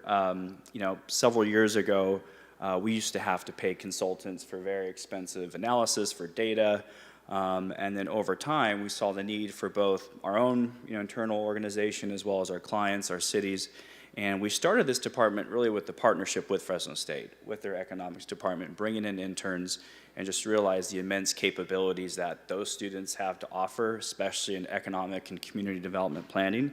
So fast forward, we are a team of 4 now. with talented staff that work on a wide variety of special requests, economic impact analyses, you name it. We've done some really cool work with the city, including like the airport, did a full-blown analysis tying the city's economic growth to employments and helped them presenting that when they were seeking bond improvement and financing for their renovation expansion project. So this team really is our tip of the spear of helping guide our day-to-day activities and inform our other departments, which you're going to hear about here shortly. So we thought it made sense to start off on this slide because this is really what kind of underscores the EDC's programs here today. One of the other things we do too often is if we're going to a trade show mission or if we get a request from a city council member about their particular submarket, we can conduct retail market analyses, which again can oftentimes be quite expensive if done by a private consulting firm, and really just try to tend to any and all needs that our client companies may have as well. So, and I'll also report as we're making this office transition, in addition to the additional team members that we have brought on board, we're making a significant investment, about $50,000, into a whole new CRM and kind of data software and analysis capabilities. So we're excited to share that with the city and with our clients. Next slide, please. So I think it's fitting for, at this point, to bring in Julian Ramos with our attractions team to talk about the attractions department and the good work that they do. Julian?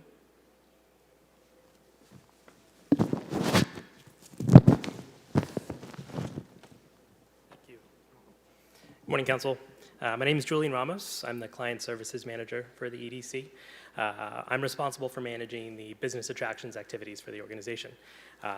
I'd like to introduce you to my team, Gina Ciccone and Tiffany Luke. Could not do it without them. Gina has a background in global diversity, leadership, and marketing. She has been our spearhead for advancing the bioeconomy. Any projects dealing with bioeconomy, she is our go-to. Tiffany has a background in international affairs, so she has been poised essentially to take over our foreign direct investment program.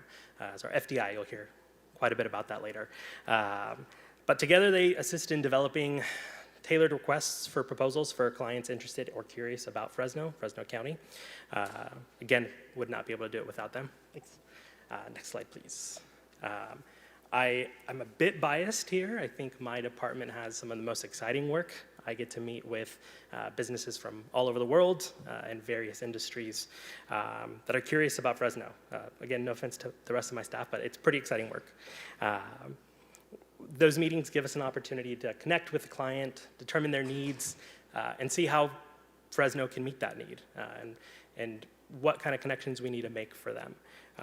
We actually end up determining what type of impact they'll have, social and economic as well. As you can see on the slide here, again, I mentioned providing a tailored response. We can provide clients with comparisons for wages. If they're looking for at several location options, whether it's outside of the state or in a different city, we can compare and let them know, hey, Fresno is competitive. So we're able to do that as well. Really just kind of underline the point that Fresno is a great place for you to open up your business, expand your business, and do business. Next slide, please. Again, I just mentioned various industries that we work with. It isn't just by chance. Will's team, he just introduced, our data wizards, are geniuses when it comes to parsing through industry data. What they can do is provide us a guide as to what industries would be prime for Fresno. And my team takes that information and we develop an attractions plan. You'll see here ag manufacturing is definitely at the top. We can skip next slide, please. Thank you. We'd mentioned tailored responses to unique client requests. Part of those deal with property requests. If they're looking for real estate options, we can provide that as well. It has been a bit of a challenge locating facilities within Fresno for some clients if they have a larger request in terms of square footage. But that just gives us the opportunity to be more creative with city leaders and city staff. Okay, next slide, please. I do want to highlight two of our notable businesses. The first is Trillium. If those are, I'm assuming some of you are familiar with them. They're previously known as Weir Flowway. We've had a long history with Trillium. Several years running, we've been working with them to keep them in Fresno. We also had, they were in the way of a high-speed rail, so we're working on updating their location. And in the middle of all of that, they were bought out by a different company. That company had plans to move them to Salt Lake City and merge their two facilities. We did what we needed to do to keep them here. We put together a big group of partners, City of Fresno, State Center Community College District, Workforce Development Board, CMTC, to develop really a strong case for staying in Fresno. We ended up keeping them here, and not only that, but the company ended up deciding to merge the Salt Lake City location to Fresno. So that was a big win for us all. Next slide, please. The last company I'll talk about is actually another foreign direct investment FDI client. It's Blue White Robotics, a pretty interesting, I mentioned, exciting part of my job. This is one of them. It's a really cool concept. They're a business that was established by a group of ex-Israeli Air Force pilots. They're also engineers. They've got 20 years of experience in autonomous and ground technologies, and they were looking for Fresno because of its aerial assets, our ag land. They're looking to build autonomous technologies for agriculture. So, essentially kit a tractor to have it drive on its own, essentially. Very interesting, very cool stuff. So we were able to put them in a site. We were able to also, where they ended up at identifying their West Coast location. So that was a big win for us as well. I do want to mention we did partner with Dr. Ram Nuna. He's on our board. He's also the dean of the School of Engineering, Fresno State. So that was a big help there, and it's kind of paved the way for internships and hiring pathways there as well. Next slide, please. I mentioned foreign direct investment. I want to point out two of our partnerships that you'll see there. GoBiz, the Governor's Office of Business and Economic Development, has a California-China Trade Network. We are one of only 5 members in the entire state. A very big honor to be a part of that. What we do is essentially they help us give businesses access to trade and investment opportunities in China, as well as Chinese companies access to Fresno County. Leanne has been to China, I think, twice, and has spoken to clients there, one of which actually this week had a conditionally approved plan through the county. It's going to be just outside of Fresno. It's a processing plant. So we're excited. Most of those jobs are going to come from the city of Fresno. So definitely a win there. I'll mention one more partnership there, Select USA. It's a program run by the Department of Commerce. They have an annual event. It's kind of the end-all be-all of foreign direct investment. That's this Select USA Summit that's coming up at the end of this month that I'll be attending in DC. It's going to be a great opportunity to get in front of businesses from literally all over the world, to be able to, make the case that, hey, Fresno is a great opportunity, a great place for you to, expand your business, and we have the resources in place to connect you to that. So I believe the next slide will be back to Will to talk about business. Before you move on, is it Julian? Yes. Julian. And Leanne, thank you for the work you guys have been doing. As you know, I was a former alternate on the board. But I think it's important, and I just want, especially my colleagues and the public that's watching to know the importance of that data, that market analysis, that I think, Julian, you're responsible for doing the data, or is there somebody else? I would love to take credit for that, but that's Will's team. Oh, Will, okay. We kind of take on after they've provided that information. Got it. And I think that part's so critical as, we're going through that shopping center out there in Tulare and Clovis. And I think this is a learning process for everybody, where everybody wants these amenities that, they want built in their neighborhoods, whether it's southeast, southwest, central Fresno. And I think for the city, as we're rebuilding Fresno and we're investing more in the older neighborhoods, we're going to have more population to use those amenities. And I don't think a lot of folks know that the market analysis really determines what businesses, stores, and companies come to the area. And I think that's something that's missed in the conversation, because oftentimes we want an IKEA, we want a Nordstrom Rack, but that company needs to know that, one, they have the purchasing power in that area, and two, the rooftops. And I think that's where you guys do really great work in that. And so I'm looking forward to working with you guys in the future on doing some of that locally, especially for me along the corridor, Kings Canyon, Ventura. I know that my colleague is working on the Blackstone corridor that stretches all the way up. But even some of the other areas like Belmont, we know that Belmont used to be a big merchant corridor, and now Jensen with the work that we're doing there. So anyway, I just wanted to highlight that. Thank you for the work you guys have been doing. And Julian, I was going to give you credit, but it's actually Will's work. So thank you, Will, for that. Thank you. We'll touch on one last slide, and I know a few of you were a part of the Munster Sister City delegation, but we were honored, Tiffany specifically, to put together a presentation going over quality of life in Fresno, but specifically foreign direct investment as it relates to German companies. I was not able to attend. I was actually in Las Vegas with City of Fresno's economic development team at ICSC, which is one of the retail events that we go to each year. But from what I hear, there was a great conversation about some synergy and a lot of cooperation and opportunity for economic development between both cities. So, and with that, I can take it back to Will. The next slide. Thank you.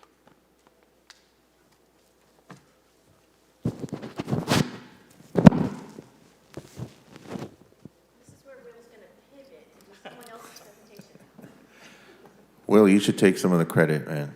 No, it is a team effort, and no, we're very lucky to have talented colleagues. So I'm going to be speaking on behalf of Miguel Ruiz, who's our Business Expansion and Retention Coordinator. Next slide, please.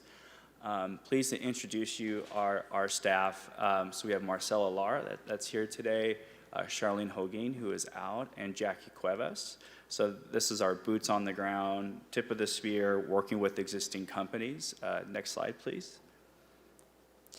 So for our business expansion and retention team, while the EDC was founded on attractions effort to bring in new companies to the area, really for us with business expansion and retention, this is crucial because 80% of new jobs created oftentimes come from your existing business community. So for us, 4 base hits equals a run. Many of our client companies are small businesses. They're mom and pop shops. We're working with them on a wide variety of services and resources, from tax incentives to electricity rate reductions, perhaps getting through the entitlement process, as Leanne mentioned, working with Will Tackett, helping a company such as Celsi with their expansion and retention. So for us, these relationships aren't just static or a one-off kind of project. They're often ongoing, and there's multiple engagements throughout the years with that company. So obviously, the team, ordinarily we use data analysis to kind of direct what our proactive outreach looks like in the city, working in hand with the economic development staff to collaborate there. Obviously, over the last couple of years, we've been hyper-focused on retention because of the COVID-19 response, which Leanne's going to talk a little bit more here shortly. And during that time, we actually helped with small businesses receive $14 million in Paycheck Protection Program loans in the city of Fresno alone. And on average, we've made about 1,000 engagements directly with companies. So this team does just phenomenal work. Oftentimes those new attractions clients, they locate, now they become our bear clients, as we call it. And whether it's Alert or Light, Celsi, these are long-term relationships, with our team. Next slide, please. So as I mentioned, we work in a wide variety of incentives and programs. One of those which is our flagship program. It's called the New Employment Opportunities Program. This is a partnership with the Fresno County Department of Social Services. We've had this relationship since 2014. And it's really, really exciting. Internationally award-winning. Basically, what we do is we work with industry, we work with employers, and their hiring needs and their job occupations. And we have created what we call Ready to Hire. It's a proprietary workforce matching software DSS job specialists provide the ready-to-work employees from their welfare-to-work programs. So when our businesses hire from that program, there's no strings attached. They have to assure that there's at least 35 hours a week in work. It's annual full-time employment. They get 100% wage reimbursement for that first 3 months, and then it goes to 75% and beyond if there's still training and upskilling involved. This has been a hugely popular incentive. What really makes this program so successful, beyond the incentive and the financial reimbursement and then the benefit to the employee getting this new job, it's our retention. So we have retention staff that meet with that company once a month to triage any issues before they become terminations, whether it's a lack of childcare, transportation. We can work on those things with the job specialist staff. Next slide, please. In the city of Fresno alone, we have reimbursed over $10 million in wages as part of this program. We have more than 200 companies that participate. So it's very exciting. It's been a huge success. As I mentioned, has received an international award. And what's even more exciting is we have such a variety of businesses that take advantage of it, from manufacturers to office businesses to even retailers or medical providers that are looking to provide good paying jobs. And you'll see a testament there from a local employer. Next slide. And now I'm going to hand it right back to Leanne and Chuck Rios. We're going to work today.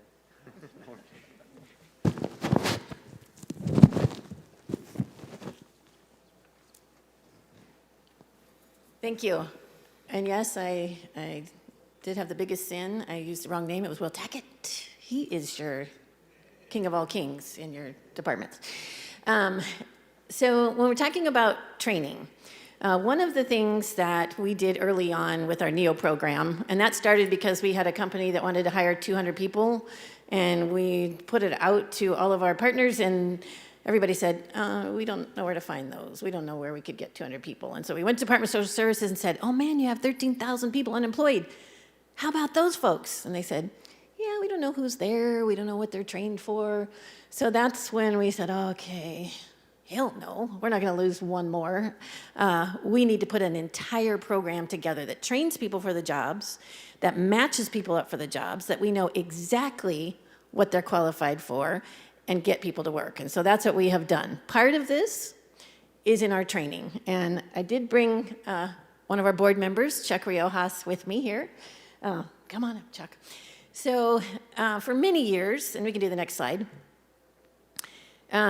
we looked at truck driving.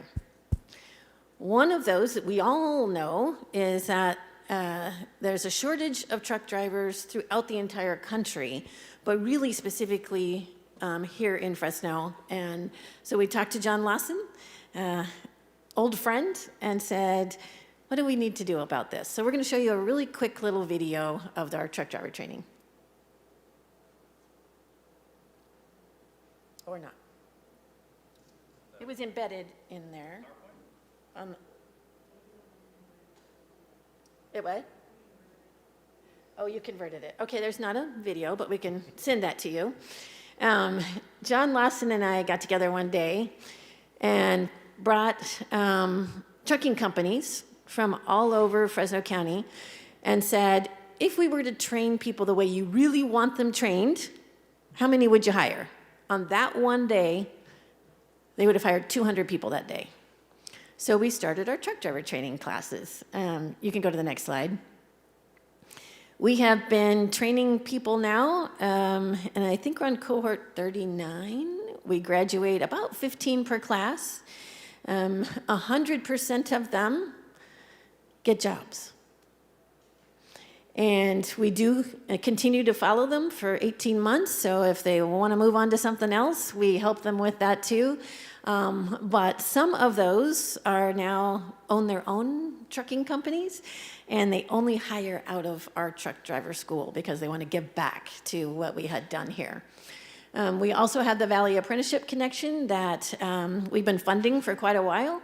We match people who graduate from that program with our clients who are looking to hire out of our Valley Apprenticeship Program. These are all welfare to work recipients who have gone through these trainings and get it paid 100%. And here's what's amazing about this program. is we have about between 73 and 83% retention rate. In welfare to work programs around the country, the average is about 30%. And everybody always asks me, because they send us all over the country to give a talk about this, why is yours different than anybody else?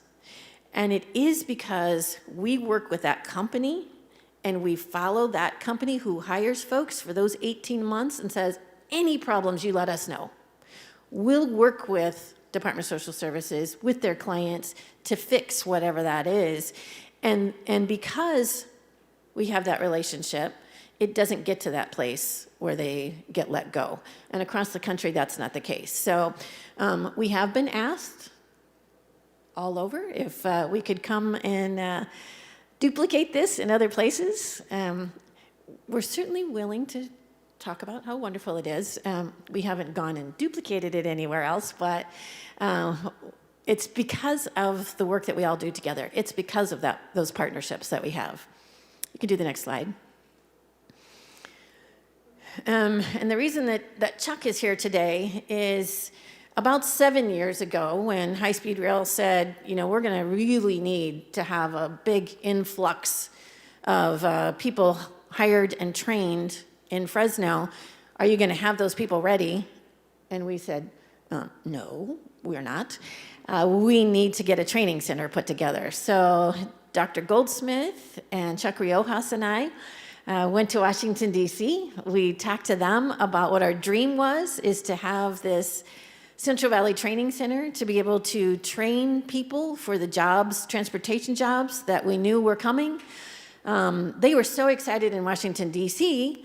that they said, if you get this going and you get your training center put together, we'll have every department here. So we had Department of Labor, and we had Department of Education, and we had Department of Commerce. We had everybody there, and they really do want to have us be that model center for the entire country for transportation. And Chuck is leading our Central Valley Training Center. Right now it's in Selma, but you might have seen that we're going to be moving it to the West Fresno campus as soon as that's up and running. We have 2 acres out in the back. And so, Chuck, you want to talk a little bit about that program? Sure. Thank you, Leanne. And good morning. Let me apologize first. I got to expand my wardrobe. I noticed the shirt I'm wearing in that picture is the same one I'm wearing today. So, honestly, I do have a Friday shirt that I'll be wearing tomorrow. No, thank you. Yeah, we're very happy to participate in this, and it is, and I'm glad Leanne mentioned it. It is unique when you see the EDC and labor at the same table, but I'm happy to bring the building trades to all of these efforts, and it's a natural fit, it seems, and it seems like more and more people should do it. It expands everything. Everything is positive in the business community once they realize who we are and what we do. We're not the big bad wolf anymore, so to speak, and there is a lot of crossover in the trainings that we can do. But speaking specifically to the training, it's a 12-week program. They walk away with 6 or 10 certifications. These are very hard-to-serve communities in which we're participate in these programs, but we're happy to give them these opportunities. Some have sought and been able to attain apprenticeship in the trades, but they do also gain employment in manufacturing and other industries as well. Like Leanne says, there's a 70-80% placement rate from these graduating classes. Happy to speak about the class again. Just brief overview: 12-week program. They get introduced to 7 different trades that are available, and we've had nothing but success coming out of it. I would invite anybody who wants to come and see it there. We will continue to train there as long as we have a relationship. But we also will move our training to the West Fresno campus. That is the whole reason, really, we got started on this years ago. It was not my vision. It was Dr. Goldsmith and Leanne. They said, "What about doing it?" Oh, okay, yeah. If you guys could do it, I'm with you. And it's where one of those dreams becomes reality. With Congressman Costa now securing $2 million. And hopefully we're going to explore more with this grant that we've got coming in. We have a lot of representatives working on this. It's not happening in a silo. This is definitely a community effort. So Yeah, it's just excited to bring the trades to this, and I see this as nothing but a positive, permanent training on the West Fresno campus, and happy to do it in West Fresno. I think this picture was indicative of that. This was at the West Fresno campus, and the speakers all spoke to the commitment they've made to the West Side, and it really is just a promise kept on the West Side. And you know, one of the differences, people ask me, how come your training center is different than anyone else? One, it will be free. Two, we'll make sure that people who never in a million years thought they'd have a chance to work in these jobs have the ability and the opportunity. Three is, you know, they also will be able to get college credits. I mean, that was one of the things that was the dream of Dr. Goldsmith and I a long time ago. We said, let's get people to come in, they'll train in the trades, whatever they want to go on to next, that's great, but let's give them 3 units. And then they can go home and say, man, I'm going to college. And that might be the start of a really good education, or even just to be able to share it with their children, that, you know, there is this possibility in the future. And so that has been our dream for a long time. And as Chuck said, we just got close to $2 million from the federal government to help build that facility. We have about 4 more grants that we are writing for in order to continue this forever. And I know, Councilman Chavez, you would like us to have an East Fresno campus too. So we did just go out and talk to Fresno City College over on the east side at their training facility to look at what we can do out there too. So we're spreading the wealth with all of our partners. Thank you. Next slide. You know, when we were talking about grants, and I said that, you know, the federal government has been contacted us this week to get some additional information. This is the grant that we're working on right now, is the EDA Good Jobs Challenge. And the reason that we have this in this spot is because of the partnerships that we have on this grant. And we were able to bring together originally about 40 different community-based organizations to come together to sit at the table and say, what does this community need? Where should we go from here? And everybody was able to participate. We all have to keep our fingers crossed and knock on wood someplace. But they had, I met with the EDA director in Washington, D.C. a couple months ago. They had close to 600 applicants. They were whittling it down. They're asking for information for the top few. So we're getting them as much information as we can right now. This would be a game changer, obviously, for all of us. And we will continue to lead the charge. But one good thing, I don't want to jinx anything, because I don't want to say if we don't get it, but let's just say the off chance we don't get this out of the thousands, it really did bring together community-based organizations that did not work together before to say, let's all make sure that this city is the place that people want to be, want to live, want to raise their families, and grow their businesses. And what piece can you bring? And we brought together organizations that aren't usually invited to the table. Friendship Center for the Blind said, you know, we are doing job training, but nobody ever invites us. They are one of our partners. So I know this team behind me, I have to say, the fact that we're still in the mix on this with applications from the entire country, absolutely amazing. Miracle. They do miracle work, and it is all of them coming together to do that. So we just wanted to make sure that was on the table too. So next, this was supposed to be Sherry, so now I'm Sherry. As you know, 2.5 years ago, we had to pivot. And what we decided was, next slide, for the COVID response, let's do the biggest retention project we could possibly do, and do business assistance to keep people in business during the COVID crisis, which we did. Our staff worked from home. They called businesses. They sent out letters. They sent out emails. They sent out texts saying, here's information that you need. You tell us what additional information we can get you so that you can stay in business.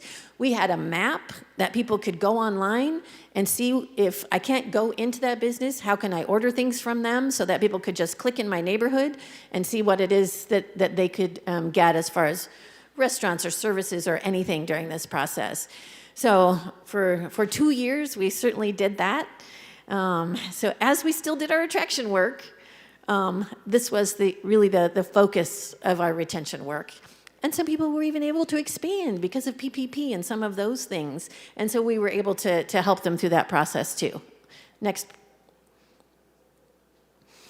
As I said, we had all partners. This is the theme throughout today is partnerships. And who should we bring together in order to make sure that we can do all the work that needs to be done here? So we brought together these core partners in order to help us in this process. Next. So Will's going to close it out for you. But I just want to say that we're talking about the future of economic development. And I think those of you who have worked with other economic development organizations or know about them, you know that they have an attraction team, and they go on trade shows, and they just hope somebody picks them. And that's who they are. I think you've seen here today that that's not who we are. We are the future of economic development. We have our data analysis. We're looking at doing targeted marketing. We don't just hope somebody comes to us. We're going after them. And so Will and his team, he's going to explain to you what that future looks like. I had a question before we go on to the future. Yes. The present. Which I'm excited about to Yes. hear. But so one of the challenges that we've had, and I know this council has been supportive, is to execute a facade improvement program. I've been promoting this for the last maybe 2 years, and we haven't been able to get it off the ground. Is this something that your team, I'm thinking, I'm like connecting the dots, you know, you guys have this job program, the job training program that you guys have there. You guys work with the businesses, have those relationships. We're trying to figure out how to revitalize some of these corridors, and facade improvement could be the catalyst to some of that, right? Sure. But we haven't been able to get it off the ground. Is that something that EDC would be able to do? To help you with? Sure. Yeah. I know my staff behind me is going, It is off the ground. Well, Yeah, it is off the ground. We can certainly Okay, talk about that because- during budget. Okay, we'll talk about it during budget. I haven't seen anything in the tower, which is 2 years ago. We've been talking about this, but that's fine. We'll get you an update. Okay. and any help that you need, Georgianne. Any help you need with that, we're good. Okay, thank you.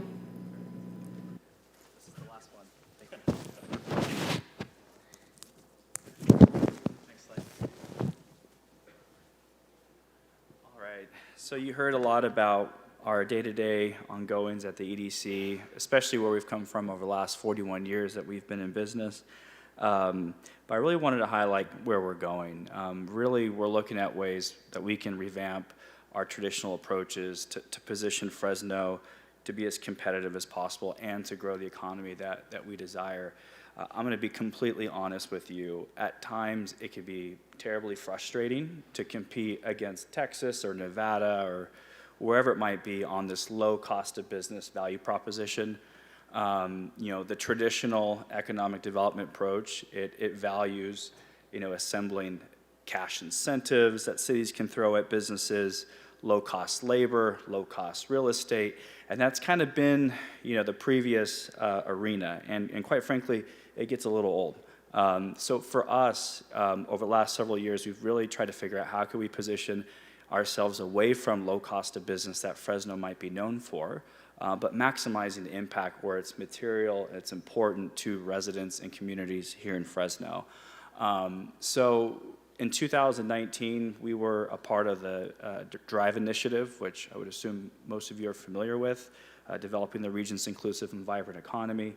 Leanne and I served on that executive committee, and we inherited one of the initiatives in the initial DRIVE portfolio, which was called Second Office, and we've now changed to Fresno's Impact Economy. Basically, what that said is we need to create a plan to attract Fortune 500 companies and locate their back office operations and create jobs in doing so. That plan involved the city of Fresno, community partners, the EOC, the Metropolitan Black Chamber, CVCF, and many others. Next slide, please. Fast forward, we were one of the recipients of James Irvine Foundation pilot funding to really refine the strategy. So working alongside the Fresno Metropolitan Black Chamber and others, we pivoted to Fresno's impact economy, which is to help us accelerate the region's ability to not only recruit companies, but capital that can be conditioned for impact that's salient to local residents, increase our staffing capacity, our financial competency in doing that. Back then in 2019, we envisioned what we call the Scorecard, which can help us validate the types of companies that might receive an incentive as part of that initiative. That was our validation tool back then. Today, it's the value proposition that we are creating. Next slide, please. So with the Inclusive Community Scorecard, we envision this as a tool that can not only be used to evaluate the types of prospective companies, but it can also help us deploy capital, whether it be public incentives or private capital, which I think is probably where we see the immediate use of it. So it serves as an investable and a marketable approach to recruit conscious capital. More importantly, it illuminates total net impact. So not just arbitrary job counts or wages, but the ethnicity, demographics of those positions, the training pathways, location and proximity to communities. And so that was the initial vision, and now we're kind of pivoting into implementation. Next slide, please. So with this pilot funding, working alongside CVCF and our team of expert consultants and our analytical staff, we sought out to look at best practices in impact evaluation, financial impact integration. We came across the Harvard Business School and the Impact Weighted Accounts Initiative. There's a lot of rubrics and evaluation frameworks, primarily in private capital and ESG, that are like black box and behind closed doors. You really don't know what makes up the algorithm. But what Harvard's been working on is the equivalent to generally accepted accounting principles, but for impact. And it's public facing and it's rooted in academic research, and it references the standard bearers, sustainability frameworks across the world and incorporating their approach. What they do is they create monetization pathways that companies can use to reconcile their financial statements. So they could show what is their net impact compared to their profit in terms of economic, environmental, and they've created these complicated but pretty easy to follow for our analytical staff methods. So we partnered with them, and we've been working with them the last year and a half to build out the strategy around the scorecard using an advanced methodology. We're conducting market research to test how this may be palatable to funds, for example, who over half of professionally managed private funds today are labeled as ESG or impact. But as you know, that could be a two-edged sword and be subject to criticism of greenwashing and impact washing without complete attribution. So what we've been doing working on this initiative is bringing in expert community engagement consultants, doing focus groups, setting up the tables to create a resident leadership advisory group that is going to be able to inform the scorecard, work off this foundation of what we've started to create with Harvard, and tailor it around what is salient to communities.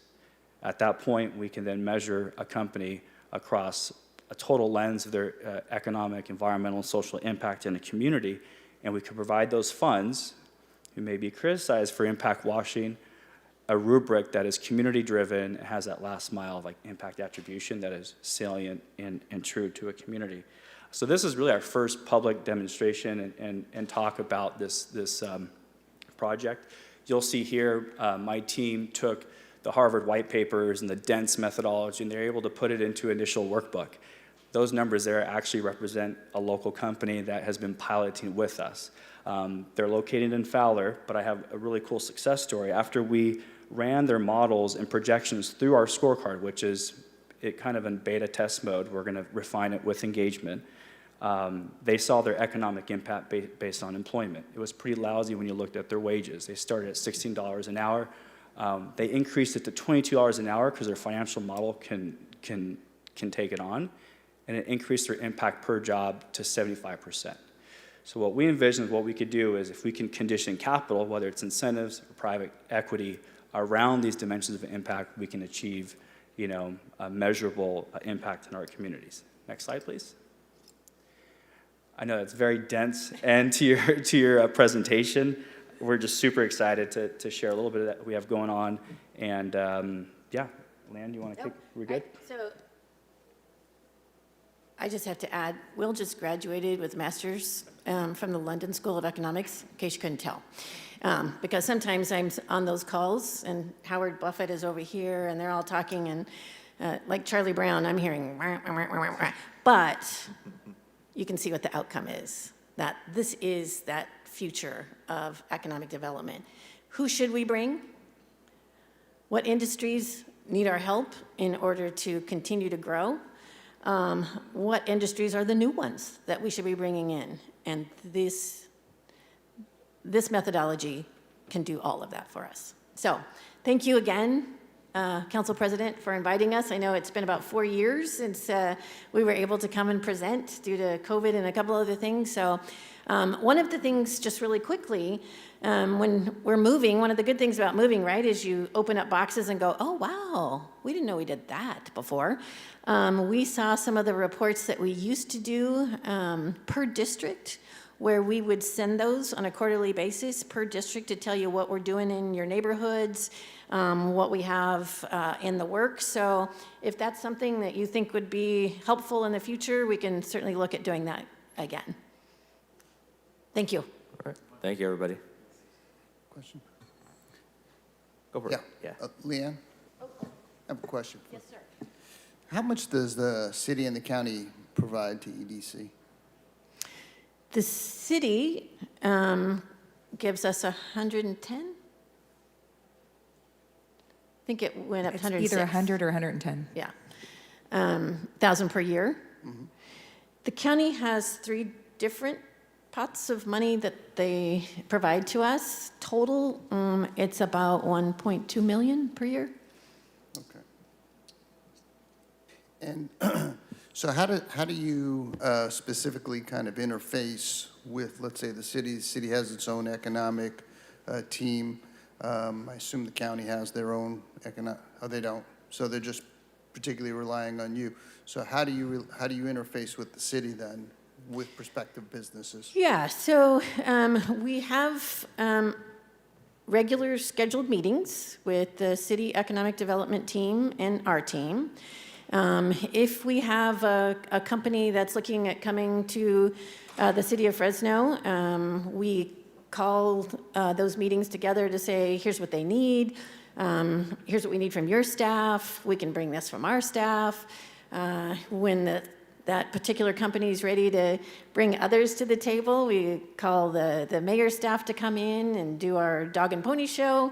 But we work closely together with the economic development team every step of the way moving forward. Okay. And the kinds of things that we did before with Amazon and Ulta, you were involved in that? Yes. And you supported what we did in terms of providing tax incentives and things of that sort to attract them here. We weren't involved in the tax incentive piece. We did find the sites. We met with, it was actually Ulta about 12 years ago in Chicago, and talked to them about coming to the city of Fresno, and the city of Fresno economic development team at that time. And we all met together to look at where we go from here. One of my board members also was very instrumental in talking to Amazon and the sites that they had here. But as far as the tax incentives and those kinds of things, that was done by the city staff. Right, okay. And what's your role with the whole DRIVE program? So Will and I were both on the executive team of DRIVE, looking at what are those different incentives, what are those different programs that we should be doing here in Fresno County, and some a little bit in the region. But what are those projects that we can be looking at doing better than we had done before. One of those that we're closely involved, that Will was talking about, it was originally called Second Office because we had this idea that maybe some of these really large companies, before they pick up their entire business and come here, maybe they would do a back office and look at Fresno as that beginning stage, and then after they saw how wonderful we were, they might want to bring everything here. It has evolved over that time period into the project that Will talked about, but that's our major influence in the drive, but we still meet on a regular basis to talk about where we should be going in the future. I know they're on Drive 2.0, I think, looking at new incentives and new programs that they're going to be looking at going forward, and I believe we'll still be part of that too. So does Drive, do they provide actual incentives? Because I get a sense as they're more theoretical in terms of what they believe our economic base and things ought to be doing. Do they provide incentives? Do they provide funding to you? Drive doesn't provide the funding, but because of the agencies that are involved, we did get funding, and Will can probably tell you about the specifics of the funding. Okay.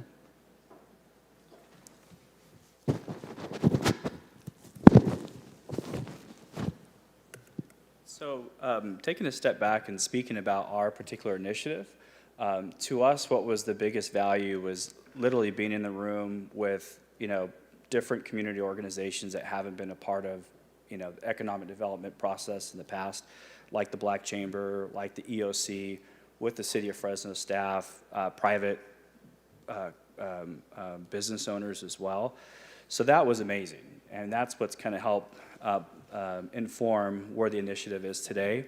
On the heels of that, we had a comprehensive visionary plan that Drive produced. Our initiative was one of those. And then following that, there was foundational capital that was made available to 5 initiatives, and one of those was Fresno's Impact Economy.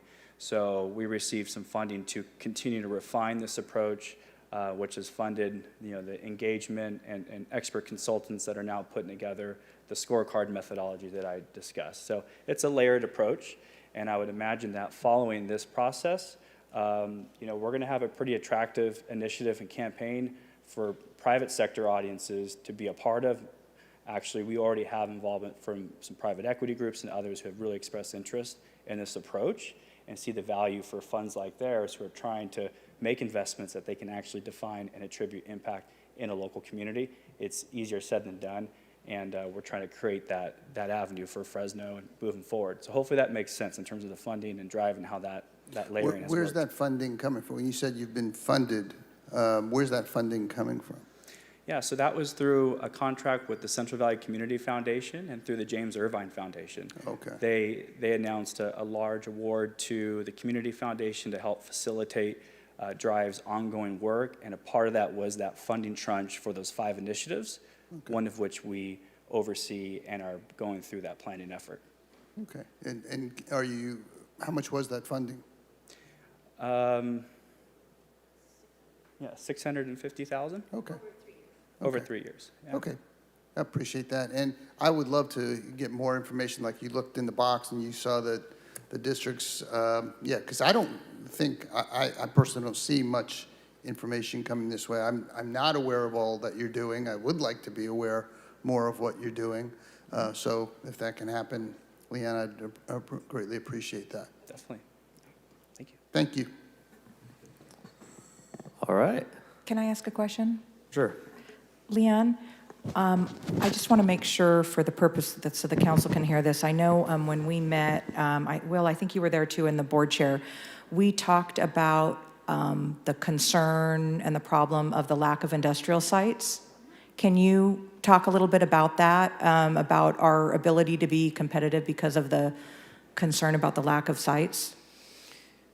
Sure. And obviously that's an ongoing issue. Many industrial companies from around the country and around the world that are looking at relocating, they want Fresno first. I mean, we have seen over the last 4 or 5 years that we are that #1 place that they say, here's what I need. I need 20 acres, or I need, a 500,000 square foot building, and here's what I'm going to do with it. Right now, I think we have a 0.02% vacancy rate for industrial, and so I have very few things to show them if it comes to an industrial site.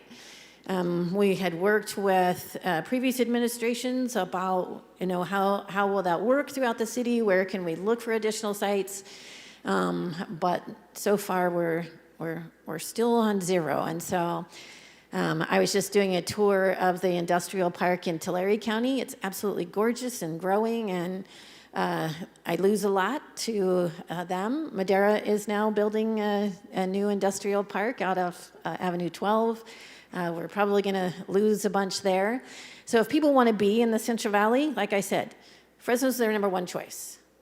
Then they'll start going elsewhere in the valley before they look at Nevada and Utah. But right now, I lose them every day. Thank you, Leanne. So where are those opportunities? Like in the city of Fresno? We would have to rezone or? Well, we do have some sites that we're looking off of the 180 West. As you go out west, we have some new buildings that are going up there, and we were looking at, is there a way to expand that area? I know we talked about maybe about at the airport, that there might be some ability to be able to do some additional industrial sites at the airport. So, and I mean, obviously originally we were talking about out by Amazon and Ulta and what kind of mitigation should we be doing out there if there's land available out in that area too, so. There's nothing like on the Shaw West area? No? No. So we have some work to do if we Yeah. want to continue to be in that type of business. It's going to be a heavy lift, given, our environmental challenges, but if that's something that we want to stay in the game, we've got work to do there, and certainly it's going to require all of us working together to resolve the challenges that we have. If I may, I wanted to follow up on what Georgianne said as well as Leanne. I really see our role right now threefold. Number one is to making sure we have the environmental impact studies completed that we need in terms of identifying the mitigation in these industrial development sites, which we are in the process of finalizing. And number two is to make sure that we have a process in our city government within our planning development department and inspections that will expedite processes, the business process for these folks that we bring in, because we know that's important to them. Time is money. It's important that we do that, and we are. After this budget, we will have added over 30 people in our planning development department. If everything goes right, that will allow for that expedited process, and we're doing a number of revamping there. And then the third thing is making sure that we have a concierge service in place here so that when we do identify businesses that have a desire to be here, that we're able to walk them through our system of city government. So we are working on all three of those areas. We're in the process now of recruiting a new economic development director, and our team does work closely with the EDC. In fact, yesterday, Will was out with our economic development team, looking at locations with a housing fabricator, two of them that are potentially going to relocate here. So a lot of work that gets done quietly behind the scenes, but the real thing is we don't.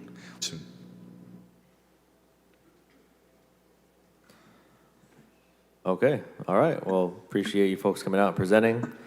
We're going to move on with the agenda. We'll snap back into order that we were going in. So we did the consent agenda, and now we have some contested consent items. 1, 2, 3, 4. Okay. So the first item was item 1I. That was pulled by Councilmember Arias. He stepped out. Do any other members have questions regarding this item?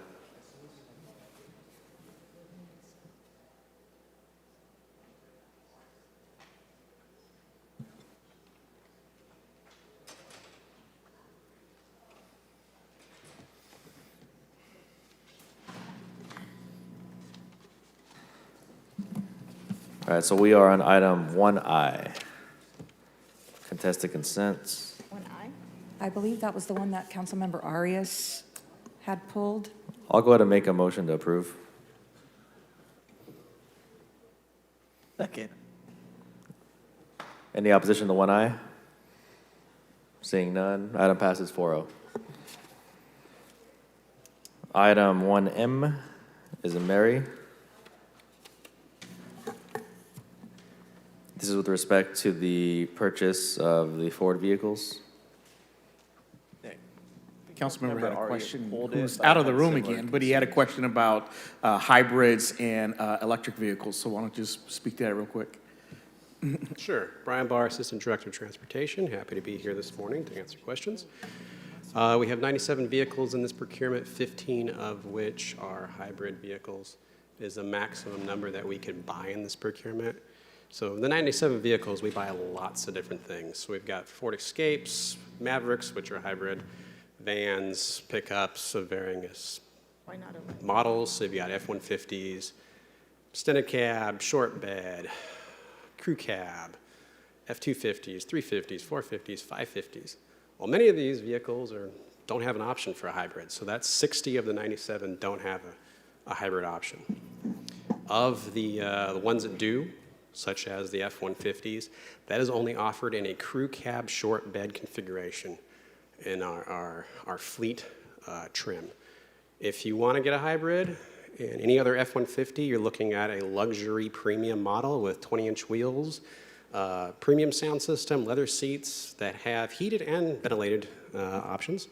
So you're looking at things that compete with BMW, Lexus, et cetera for luxury vehicles. Brian, so Councilmember Arias had talked to me briefly before, and he was questioning the F-150s. Why can't we do an electric version of the F-150s specifically for planning and development? So I think that may have just been the answer to that question. You mentioned that they're only available in a crew cab short bed. Mm-hmm. Which is very specific to what the department needs the vehicle for, because they're work trucks. They're supposed to perform a duty and job. Now, electrics, they are not offered for sale right now by Ford. In fact, not too long ago, they announced that they're going direct. They're not going through dealerships anymore for electric vehicles. So they are embracing the Tesla model where you order directly from the manufacturer, which will happen sometime later this year. And also just want to let you know the direction from the administration to fleet is wherever possible, can we get to the hybrid where it's can function properly for the job that needs to be done. So I know that when departments are putting requests into fleet is going back to them and asking, hey, can this be a hybrid or can it be electric? So we are taking that very seriously. Well, does anybody know Councilman Arias, or I'm prepared to move this forward? What's that? You good? Oh, I think we're okay. Yeah. Yeah, I think Motion to we're. approve. Second. Councilmember Butterfield was the first, and then was it Soria was the second? Okay. All right. Any opposition to approving item 1M? Seeing none, item passes 6-0. Moving on to item 1Q. This is pulled by Councilmember Soria.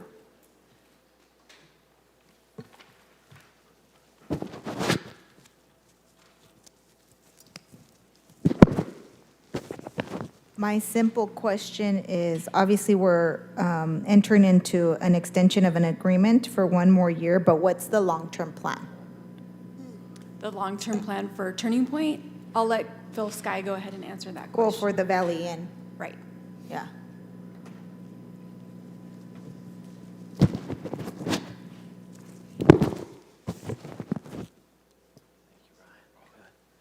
Good afternoon, Councilmember Phil Sky, Assistant Director of Plan and Development. Long-term plan for Valley Inn, which also goes by the name of Sage Commons, is part of a larger planning effort that we are in the process of undertaking with Fresno Housing Authority to create a community plan for all of the shelters along Parkway Drive. So that will be part of what is considered. I'll tell you that just in general, the direction that we have committed to, that we've said many times before council, that council has understands, I think, is that, you know, we do not want a concentration of homeless shelters along Parkway Drive. The plan is clearly to convert as many of those shelters as possible to permanent housing, whether it be permanent affordable or permanent supportive housing. And so, 1 year, we're going to continue to provide shelter, which I think, you know, obviously we need, but I'm just wondering, for next year, you know, I know I'm not going to be here, but I'm just wondering, is the long-term plan after this year to look at really transitioning it to permanent? Is there already funding? Are we going after funding? And what funds are covering this year agreement with Turning Point to manage it as a low barrier shelter?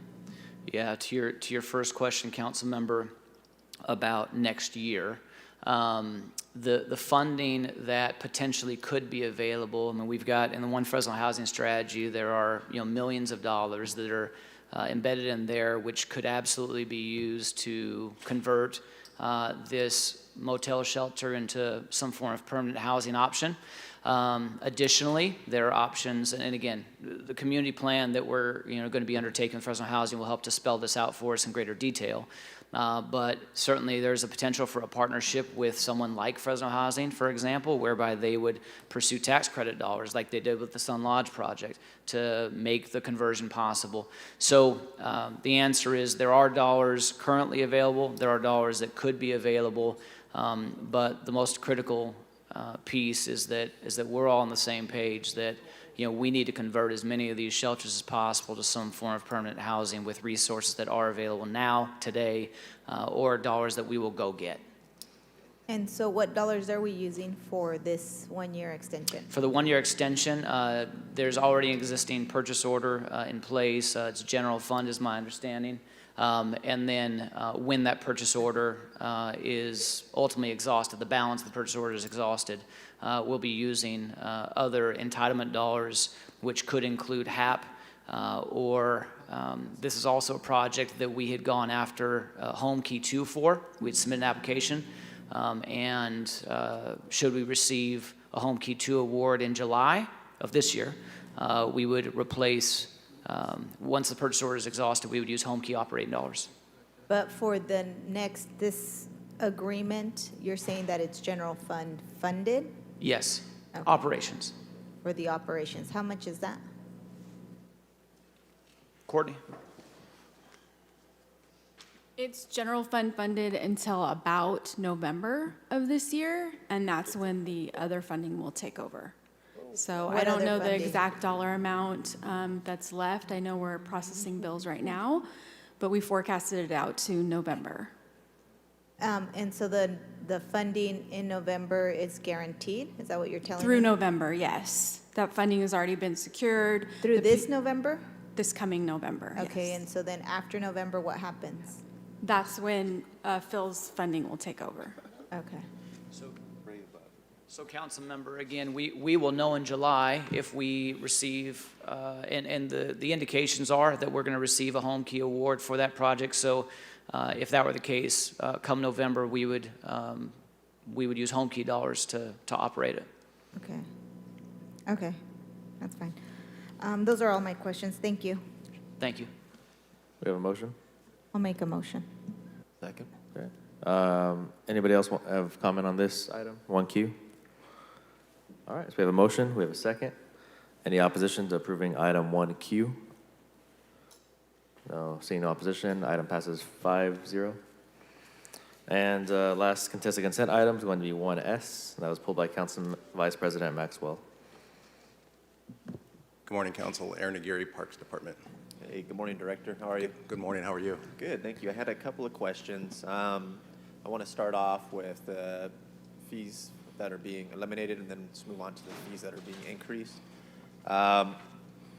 Overall, I agree with these. I mean, reducing the fees for the swimming lessons, I mean, it wasn't a lot of money to begin with, but can you just kind of take us through the thought process for eliminating all the fees on here? I know some are defunct programs, but for the others, what was the logic behind that, and what does that mean as far as revenue to the city and to the Parks Department specifically? So we can start with the swim fees. As you mentioned, those swim fees, after going through and looking at a higher level of detail, actually cost us more to collect than we were gaining. So, and then in addition to that, just reducing barriers for our community to access our pools. Some of the other fees were a part of parks years ago when, for instance, Mariposa was a parks asset. Those services have not been a part of the Parks Department for a number of years, so that's really a cleanup item. And then Woodward Park, you'll see some of those fees there. That was pre-recession. That was back, I believe, in 2007, 2008 when those were generated.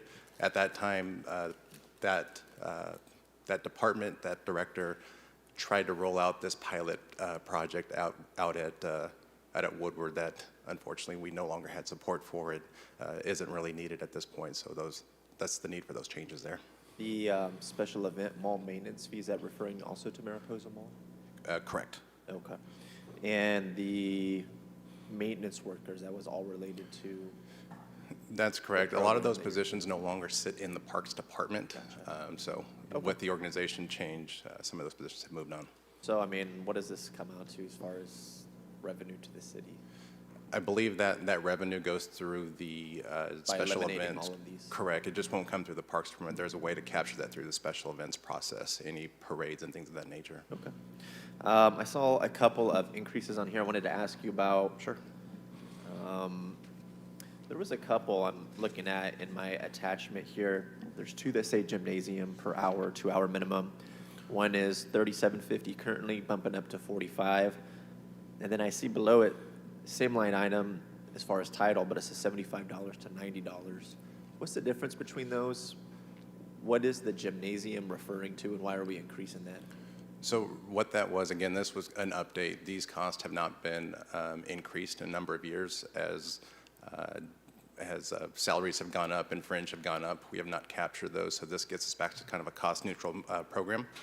So most of these fees are going towards wages? Correct. Staff time. So what we do, we have staff there to prep the courts, prep the facilities for our reservations and our guests. Okay. So what's the difference between those two gymnasium items? So one's public and nonprofit organizations, and then others just a private group coming, like a family wanting to, for instance, some of our facilities will have a family rented for birthday parties. So there's a different rate. We'll actually have additional folks there. Which gymnasium is this? Is this referring to one in particular? Not one in particular, but the community centers and neighborhoods. So this is going to be like our community centers, correct? Okay, so gymnasium synonymous with any of the community centers? The gymnasium, there's another line item you'll see below, Maxi Parks and... well, give me an example of a gymnasium. What does that mean? Like Romaine, Holmes Playground, those are our gyms where we have basketball, volleyball, and other indoor sports. Okay, gotcha, understood.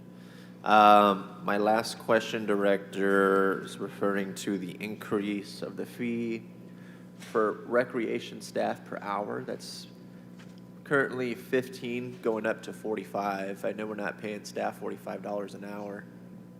What's that about? Correct. That's the fringe, and that's the overhead. And typically in years past, the Parks Department operated under a temporary model. With the recent November authorization of permanent positions, those now are permanent positions with a higher range than previous years. And when were these fees last updated? The ones that you're bringing to us for a change? You have a rough ballpark estimate, like the last year? Was it before you came on board? Before my time as the assistant director, and then as the director, correct. Okay. And I think too, part of that, council member, is the pandemic. A lot of the facilities were closed. So I believe it probably was even before 2020. So just kind of give you an idea. Duly noted. All right, I'll make a motion to approve. Thanks for the clarification, Director. Absolutely, thank you. Second. All right. Any opposition to approving item 1S? I'm a no vote. Huh? I'm a no. All right, so that 3-1. Yeah. Does it need 4 votes, or does it pass with the? So we have a quorum, and we have a majority of a quorum, so yes, it passes. Okay, the 3-1. majority. So it does pass 3-1. Okay. All right. So we're going to go ahead and wrap up a few minutes early. Councilmember Chavez and I are going over to introduce the Pal Boxing at Romaine Park.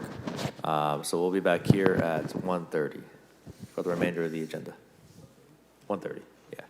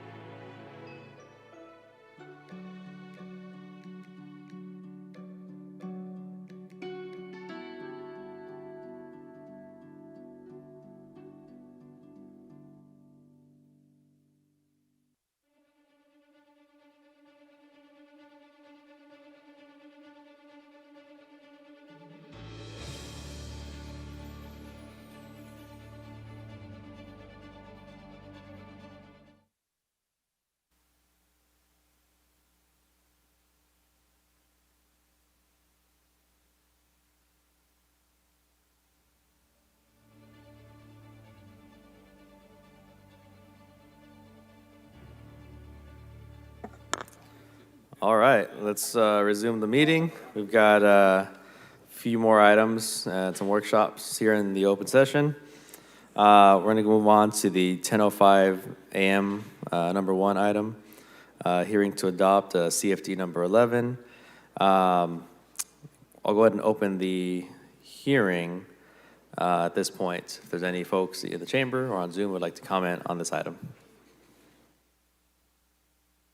Clerks, anyone on Zoom? Okay, seeing none, we'll go ahead and close the hearing. We'll make a motion to approve. Second. A motion, we have a second.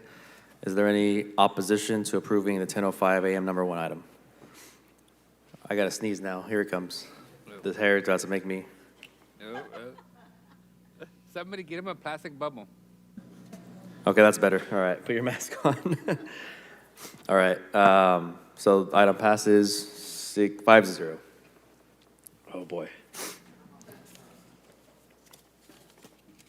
All right, 10:05 a.m. number 2 item. This is in District 1 with respect to the forthcoming park. Councilmember Soria or staff? No, I think it's straightforward. We've been working at this for a while now, so Debbie, thank you for being here, but I don't have any further questions. I'm just excited that we're finally here, and so I would make a motion to approve. Second. Okay, we have a motion, we have a second on the 10:05 a.m. number 2 item. Any discussion or comments, questions? Is there any opposition to approving, we have a Zoom. You know, yeah, actually, I'm gonna go ahead and open it up. I don't see anybody in the chamber. If there is someone in the chamber who would like to comment publicly, please come forth. But otherwise, we'll move forward with Zoom. Clerk, who do we have up? Lisa, you have 3 minutes. Just real quick, first off, thank you very much for pushing this pocket park forward. I just recently saw as close to the final designs as possible, and I really, really liked it when it became in front of the review committee. My only suggestion at the review committee, which the review committee agreed upon, and I just want to bring it to your attention. I know we're not voting on this part. You're not voting on this part yet, but I just want to make you aware that the committee has suggested that there is that ADA parking is put abutting the park to make it easier for disabled folks like myself to enter and exit the park easier versus having to cross the street to get there. But I think it's a beautiful design. I look forward to it being in the community. Thank you.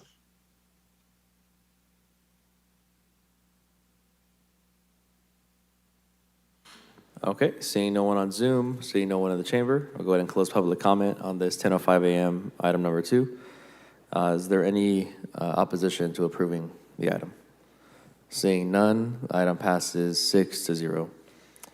Move on to 10:05 a.m. item number 3.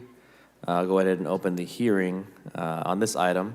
A hearing to consider the vacation of a portion, the northeast corner of North Van Ness and East Weldon. Anyone in the public would like to comment on this item or on Zoom? Okay, seeing none. Go ahead and close the hearing for 10:05 a.m. item number 3. Do we have a motion or a second? Motion to approve. Second. Okay, we have a motion and a second. Any opposition to approving 10:05 a.m. item number 3? Seeing none, item passes 6-0. Congratulations on the Soria Park. We haven't named it yet, have we? Just did. All right, the 10:10 item was removed. Let's see here. So it was 10:15. Move on to the general administration item, actions pertaining to COVID-19 emergency, sponsored by the Office of the Mayor and the City Manager, item 3A. Motion to approve. We have a motion. Second. We have a second.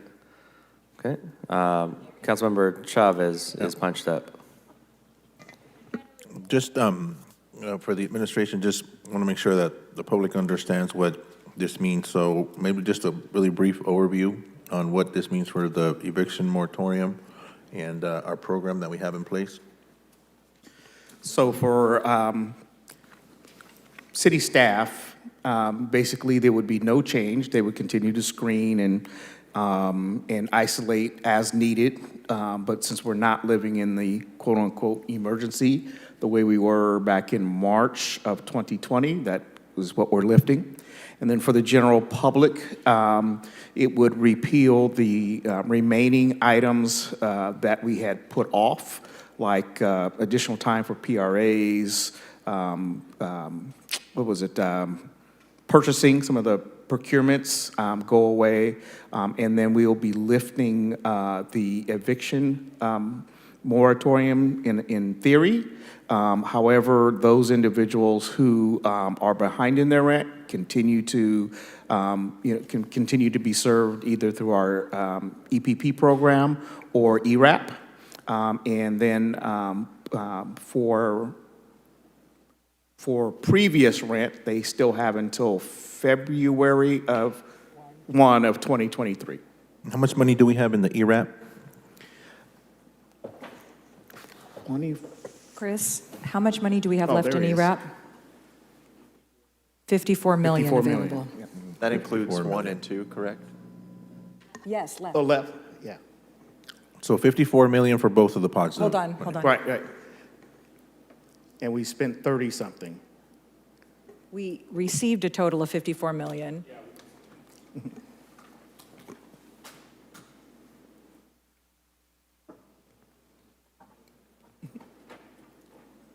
It's on. Is it on? Council President, There you go. members of the council, Chris Montalongo, Deputy Chief of Staff. We've currently spent 30 million in rental assistance. So we received 54, we've spent 30, so we have 24 left? Yeah, but totally expended is a little bit over 39 million. Okay, I just want to make sure we know the amount of how much we still have to help folks that are going to be requesting. And then the last question, I know that we're essentially terminating the order. This doesn't affect our ability to apply for any federal or state grants that are dependent upon us declaring an emergency, right? No, it does not. Okay. All right. Those are the questions I had, Council President. Thank you. Okay, Councilmember Soria punched up, and then followed by Councilmember Bradfield. Yeah, I just wanted to clarify, because I know that one of the other issues that we had raised initially in terms of concerns for lifting the emergency order, the impact to some of the small businesses. We did allocate some dollars, so I just wanted to ask for an update on that, because similarly to kind of the residential or the residents being impacted by maybe backed up rent, where is that in the process of being implemented? We're very close. We're dusting off the old program that we had through the CARES Act, and we're just making a couple more tweaks to it, and we'll be ready to, and we're working on a flyer for it, and so we'll be able to get that out through our channels and through our partners out in the community, so we'll be ready. Okay. I'd also maybe suggest, I know that you guys will be working with local partners. Some of the local chambers last time were very helpful in getting the dollars out, because they are the ones, some of the chambers are really connected with some of the small business communities. So I would recommend that we also utilize them maybe as partners so that they can, get the monies out. Sounds good. Thank you. Councilmember Bradfield? Yeah, I just wanted to confirm. So all the masking mandates, testing mandates, that is not in place as of this point? Correct. Yeah, correct. And unless the state of California, through OSHA, adds back some things, yes, all that's gone. Okay, thank you.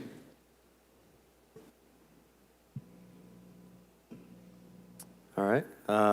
So I'm going to go back. I'm going to go out to the public now on this item. Again, 3A. I don't see anyone in the chamber who would like to speak, but if you would, fill out a yellow card and come on down. On Zoom, we have a few folks. First up, we have Greg Terzakis.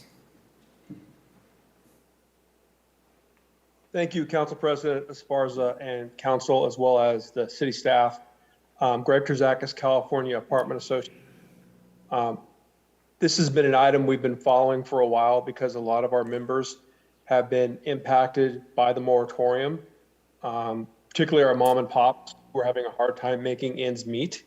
At the same time, we want to balance that with care for the tenants because it has been a very rough 2 years. And I do think the city of Fresno deserves credit for getting out ahead of this and enacting their own emergency ordinance long before many other cities did. I'm not quite certain the direction the council is going to take today. I know that you have to balance different interests. We don't want to see people evicted, but we also know that there is a very small percentage of people who have been taking advantage of this emergency. So if not now, is there some sort of idea as it relates to what metrics are needed to lift the emergency ordinance? Essentially, what is the off-ramp? We'd be happy to work with you and city staff and the mayor's office in kind of our experience from our membership.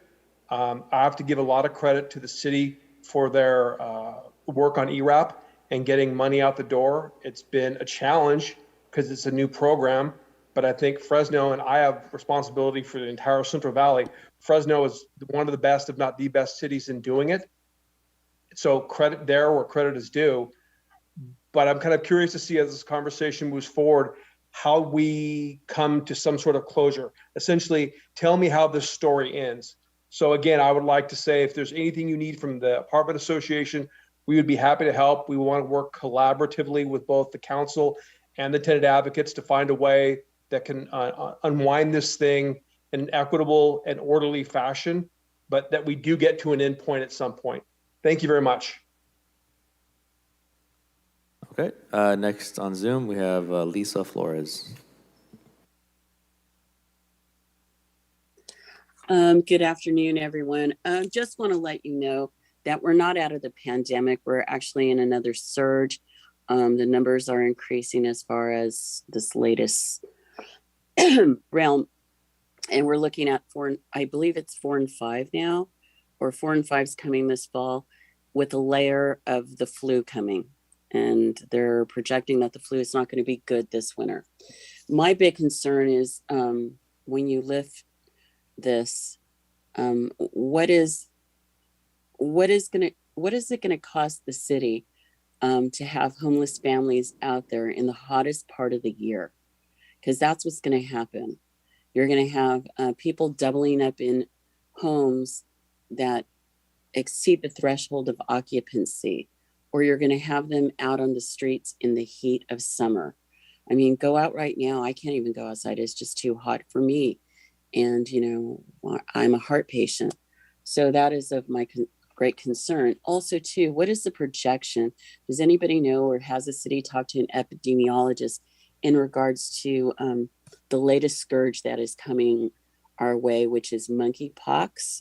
And because, California went from having one case a week ago to 2 days after they reported that to 7. So I know that's not a big leap, but when you have super spreader events like graduations, weddings, parades, and everything like that, it's an opportunistic spread. So I'm just wondering, what is the long-term economic impact of lifting this moratorium when you're going to be having increased number of homeless and folks on the street? Thank you. Next on Zoom, we have Ruth Ann Hill. Thank you. I would just please like to ask the City Council to please address the no smoking ordinance once again. With stage 4 leukemia, it is a big deal. I am still breathing this smoke coming from the neighbors. I know that Mr. Maxwell is my district rep.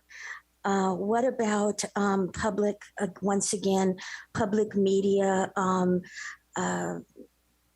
something on TV, maybe Mr. Maxwell holding a round table or a get together at the apartment complex where I live, Oak Knoll, to address this.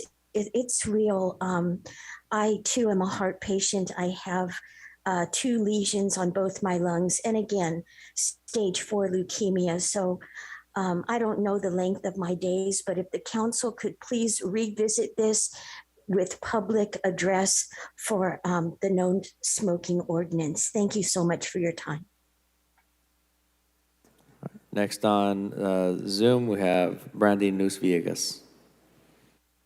Hi, thank you so much. I definitely want to echo the things that Lisa had mentioned regarding impacts on people with eviction moratoriums and other things. I do have a concern about this terminating the COVID emergency order, both because of lifting any remaining protections as well as the significance it communicates to our community. Looking at the Fresno County, and of course that's Fresno County, we're in the last week up 1,700 cases. There's been 2 deaths. We're up 46 hospitalizations, and we are in a purple period of tier, if there were tiers regarding cases. My concerns with the surge and with this, both that removing any remaining protections, even with city workers, would cause more impacts, but also the communication to the community that a lot of people seem to be thinking is that this is past and we shouldn't worry when there are concerns.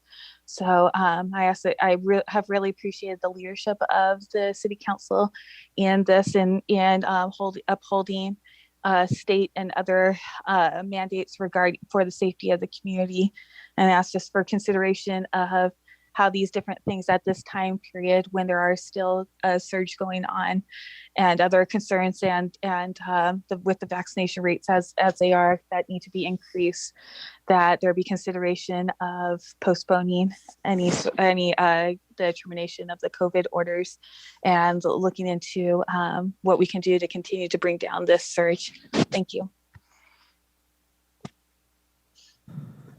Okay, seeing no one else on Zoom, seeing nobody in the chamber, I'm going to conclude public comment on item 3A. Come back up to the dais. Any further additional comments, questions? Okay. Is there any opposition to approving item 3A?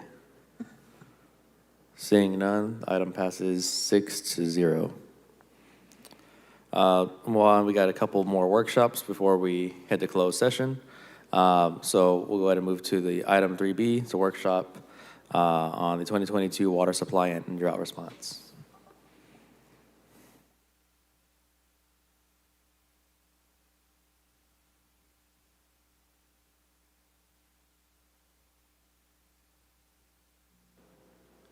Good afternoon, Council. Brock Buki, Director of Public Utilities. Workshop is to review the 2022 water supply and drought response. I apologize for my voice, just getting over an illness. If we can go to the next slide, please. We'll start by reviewing the statewide water conditions. Next slide, please. One more. There we go. Looking at the snowpack throughout the Sierras is a good indication of the health of our water supply. As this exhibit shows, the April 1st water measurements were well below typical. We were seeing 1% in the central area, 0 in the south region of the state, and 3% in the north region. So not a good indication of water supplies for us here in the state. Next slide, please. One more time. The next exhibit gives an indication of the water stored in the reservoirs throughout the state. As you can see, predominantly most of them are at 30 to 50% of capacity. There are 2 in the northern area that are at 90 and 88%, which is helpful to us as far as CVP deliveries.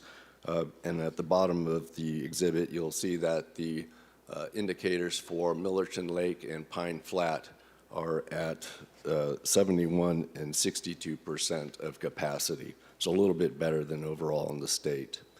Next slide, please. Now we'll take a look at the regional water conditions. Next slide, please. This exhibit is a graph that shows precipitation for the year.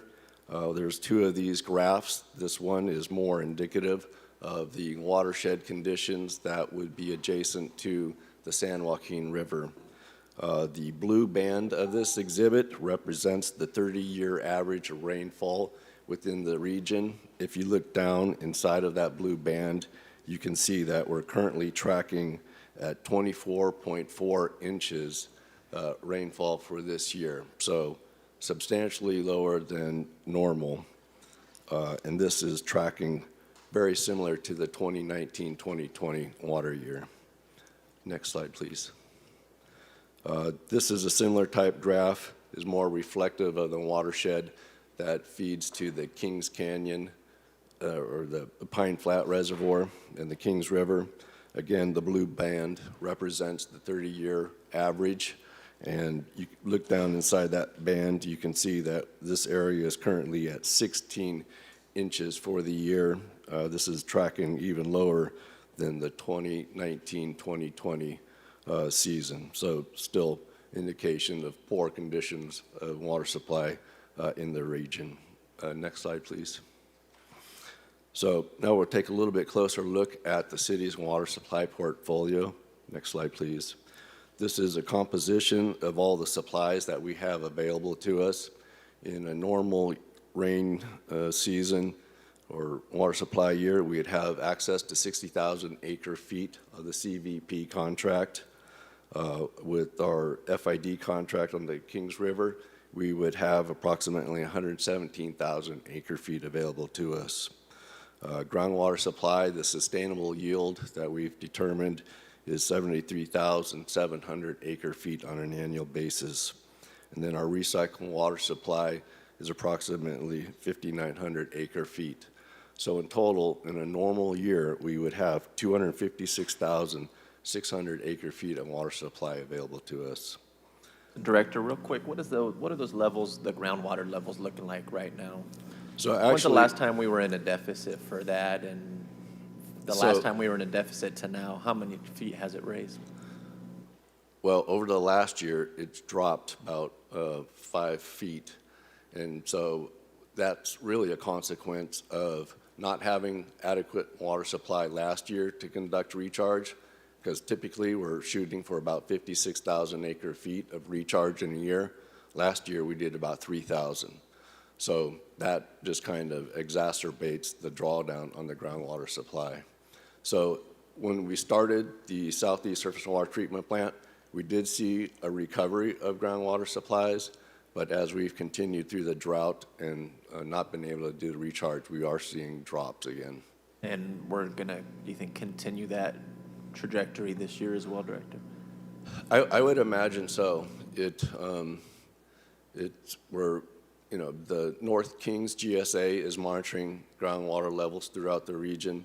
We do our own measurements every quarter on our wells to monitor things, and we are seeing a decline of water levels, and I would imagine that would continue until we could resume a very aggressive recharge that we're accustomed to doing. I'm not sure how you measure the surface water levels. I thought I remember seeing the number 100 feet somewhere, because I know it's different levels throughout the underground, but how many feet are we at right now on average? So it does vary, like you described. If you kind of imagine there's a bowl below the city, it's shallower at the periphery of the city, and as you get closer to the center, it gets deeper. So it can range from maybe on the periphery of about 90 feet below ground surface to some of the deeper areas, probably around maybe 160 feet below ground surface. Thank you. Sure. Director, if I may, I know earlier today the council approved the drilling of a new well. Yes. For the South Industrial Park to serve the distribution centers that are there. Right. At what point as a city do we stop accommodating that kind of growth if the water continues to decline? So the North King, well, this is a very complex question. First of all, we adopted the 2014 Metro Plan, which was our guiding document to have sustainable use of groundwater supplies. So with that, the implementation of the surface water treatment facilities, the expansion of recharge facilities, we're looking to, you have a balanced use of that supply and replenish that deficit that we were living off of for so many decades.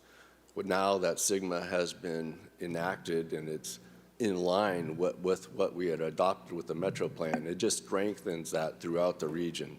So, right now we have the infrastructure needed to accomplish the recovery of the groundwater system. It's just a matter of we've been in such a sustained drought that we haven't been receiving the surface water supplies that are a component of, the replenishment of the aquifer.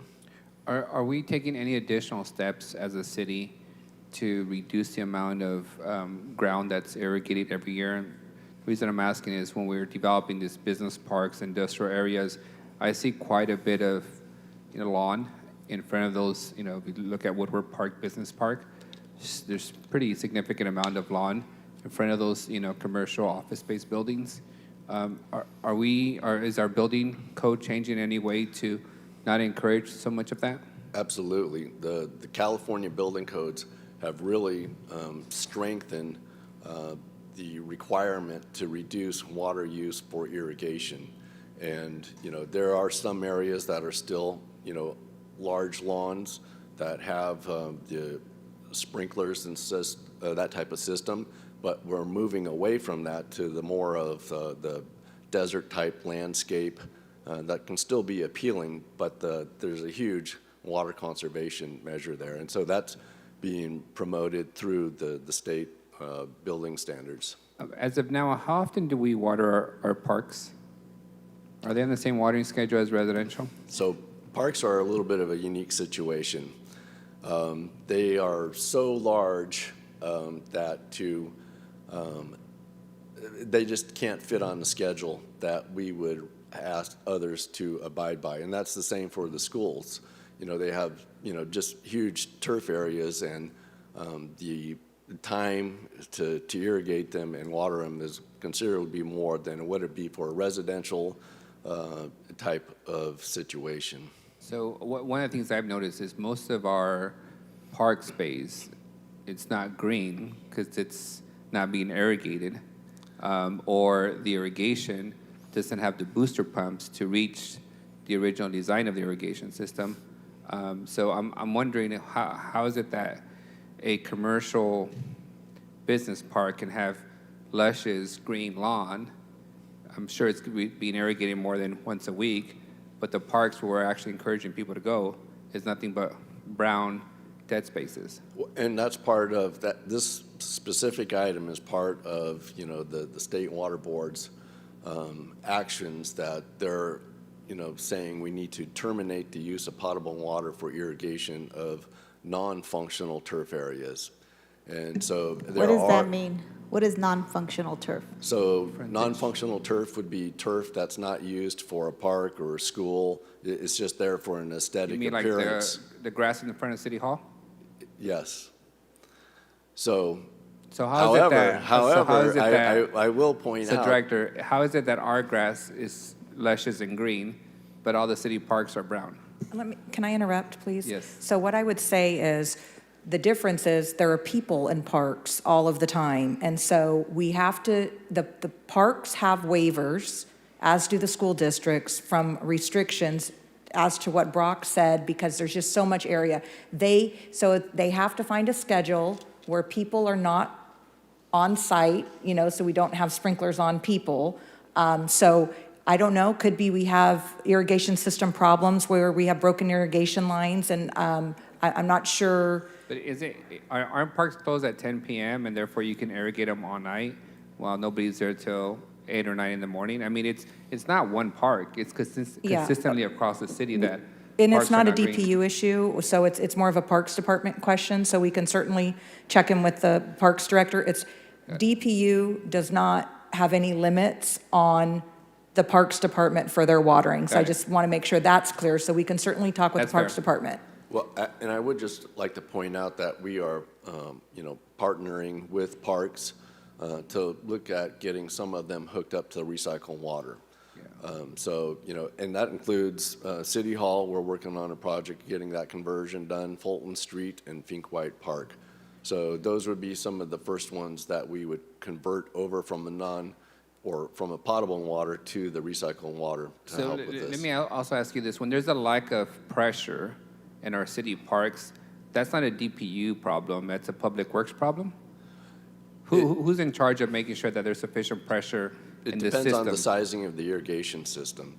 So who's responsible for So that? the water department says, we guarantee you we'll have 35 PSI at the water main. After that, then whoever's pulling water off the system has to account for, you know, if that pressure is not adequate, then they need to install a booster pump so that it will meet their needs. And it's fair to say that some of these irrigation systems are probably 15, 20 years old. So at that time, there was sufficient pressure, but now there isn't because of the amount of network that we've added? It could be a lot of situations, I mean, or things that play into it. I mean, typically, we guarantee the 35 PSI. It's usually higher than that, but it just depends on if we're running the surface water treatment plants or we're into a position where we're just using wells. So there's a wide fluctuation. So it's just a matter of whoever's operating those systems to pay attention to what's happening with the system pressure so that they can implement the, you know, a booster pump or whatever they need to have adequate pressure for their systems. And, you know, you might be able to get away by not doing a booster pump by using fewer sprinkler heads. So there are adjustments that can be made. Okay. Next slide, please. So surface water supplies are utilized for groundwater recharge. We have our Leaky Acres facility, the Nielsen recharge facility, and then all the flood control basins throughout the city that, you know, predominantly are intertied for recharge activities. The surface water supply is used to treatment at the northeast, southeast, and the T3 surface water treatment facilities. And then on those occasions where there's a need, we'll look at doing some exchanges with some of our neighbors if they needed the supply. Next slide, please. Next, we'll look at the current water conditions. Next slide, please. So this is a summary of where we stand today with the most current allocations from the Bureau and conversations with FID on what would we receive. So at 15% allocation on the Bureau, we'd get 9,000 acre feet. In a normal year, that was 60,000, so a huge reduction there. We carried over 3,100 acre feet from the prior water year, and we were able to access 3,000 acre feet this year of unreleased restoration flows. The Kings River contract is about 40% of normal, and so we're tracking about 74,400 this year. And I mentioned earlier it was 117 in a normal year, so big reductions there. Director, the previous director and city manager had indicated that the city was in a position to sell excess water that we have. Do we have any excess water to sell, and do we have any plans to sell water? It can vary year to year. It's totally dependent on the hydrology and what we have to work with. The first needs are to meet all the production of the surface water treatment plants, the recharge. I'm asking today, do we have any? We have nothing to sell today. We would need everything that we have to continue running the plants and do the limited recharge that we have available Do you to us with the anticipate we'll be in a position to sell water next year? I doubt it. If it's a season like we've had this year, no. And city manager, just to confirm, any sale of city water would require council action, right? I believe any sale, not any purchase. I do want to just clarify, we may be in a position to sell reclamation water, which if Brock, when he quenches his throat there, he can share, that's not water that is potable water. It's water, though. It is, and so I want him to explain the difference and why we would possibly be in a situation to sell or exchange for a better source of water. Because I don't want it to be left out there that We're not, absolutely not. I want him to talk about that supply as well. Yeah, good point. Thank you. So all the wastewater flows we have go out to the regional treatment plant. All of that water is treated to secondary level treatment, excuse me, and percolated into the ground. We have the ability to extract that water from beneath the ground and either do an exchange or sale of that water. Why would that be in our interest? Don't we need as much underground water storage as possible? So this is another one of those complex questions. It seems pretty simple. It's like a financial reserve. It's in our interest to have a reserve, right? We have an opportunity to utilize that water either by, we're looking at constructing a pipeline actually that would tie these reclamation wells to our recycling water system so that it would be augmentative of our recycling water supply system. And we also have the ability that we could pump and, potentially put that water into a FID canal if we had an equitable agreement with them. Council member, hold on a second, Brock, just be really direct. Where that water is underground is in a place where we don't need that much water underground, and it's limited, it's isolated. So there are other parts of the city where it would be more beneficial. So yes, it sounds like on the surface we want as much underground as possible, but it's sort of like if you don't use it, you lose it, and so we have to put it to use. The city manager, just to be direct, when you store water underneath the ground, you don't lose it. Secondly, if the Southwest processes all the, to put it not so kind words, all the shit for the region, why would you relocate excess water in Southwest that could be used later for development in Southwest? For the benefit of growth in Clovis or ag interest? More the interest would be helping ag meet some of their deficiencies. But, there are opportunities, they just haven't been fully vetted. Part of what we're working on, the Metro Plan update right now, and we're looking at a number of ongoing studies at the wastewater treatment plant on what they need to do for improvements on their effluent discharges. Once we have those studies done, we're actually going to do what's called the Water Reuse Master Plan, where we take all these opportunities and we evaluate them and figure out how best to capitalize on those assets that we have available to us. I would just request, City Manager, that we have a full debate on the matter before you even pursue a study and go beyond, the scope of entertaining the conversation. I mean, sale of water is something significant for us, and I appreciate the ag interest, but I have yet to see the ag interest be helpful to the city. So I would not want to sell West Fresno's future residential development for short-term gain or help to the ag industry. Yeah, there are a number of opportunities here. The state's looking at changing the regulations on recycled water and how it would be used. There's an opportunity that we could take that water and bring it back to the heart of the city and do recharge. There's even the potential someday, maybe directing that water right to a surface water treatment plant for treatment and potable use.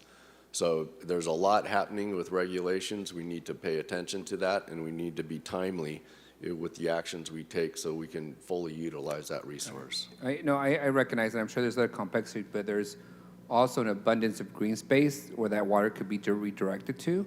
The lawn can be watered more often, and then we could actually have, green parks versus, more almond trees.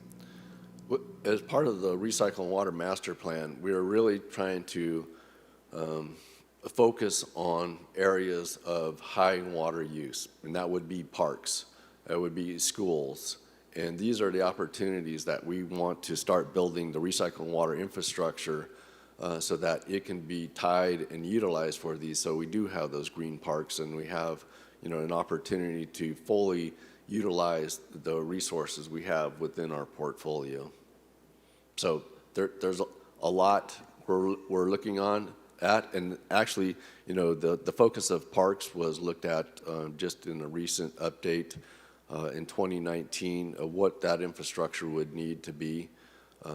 So we're continuing to look at those opportunities. I just want to suggest to the staff that in 2019 we didn't have Measure P. We weren't planning a 40-acre park in Southeast Fresno. Everybody wants more parks. That's a whole lot of lawn space that was not planned for, and that in a year of drought is going to be the first thing that goes brown. So I want you guys to be, whatever assessment you do, to reflect the fact that we're going to build more parks, and it's going to be, you know, probably hundreds of acres of new green space in the city. Absolutely.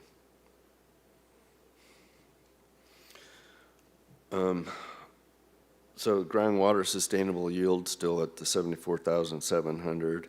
Recycled water is at about 1,900 acre feet. So our total current supply is 165,100 acre feet. Next slide, please.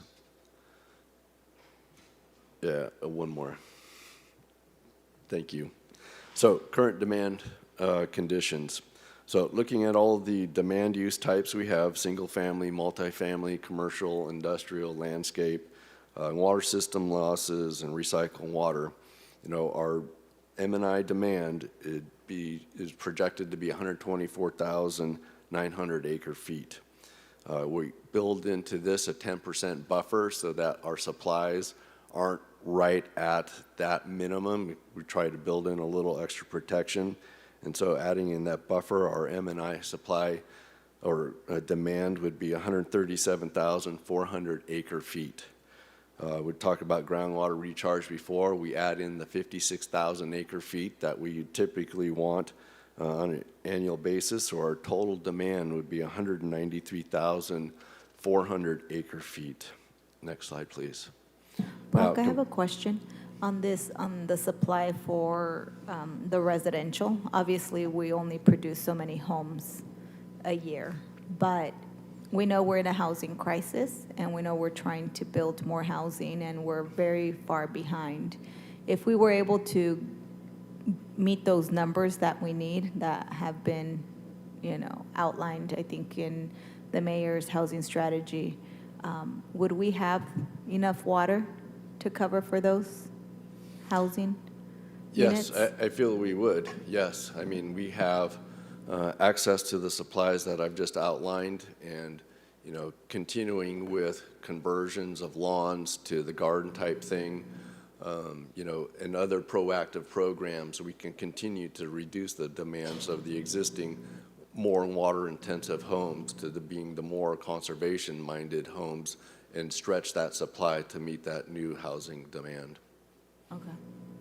Thank you. So just, you know, the general plan, build out of the general plan is covered, you know, and definitely growth area 1 is covered.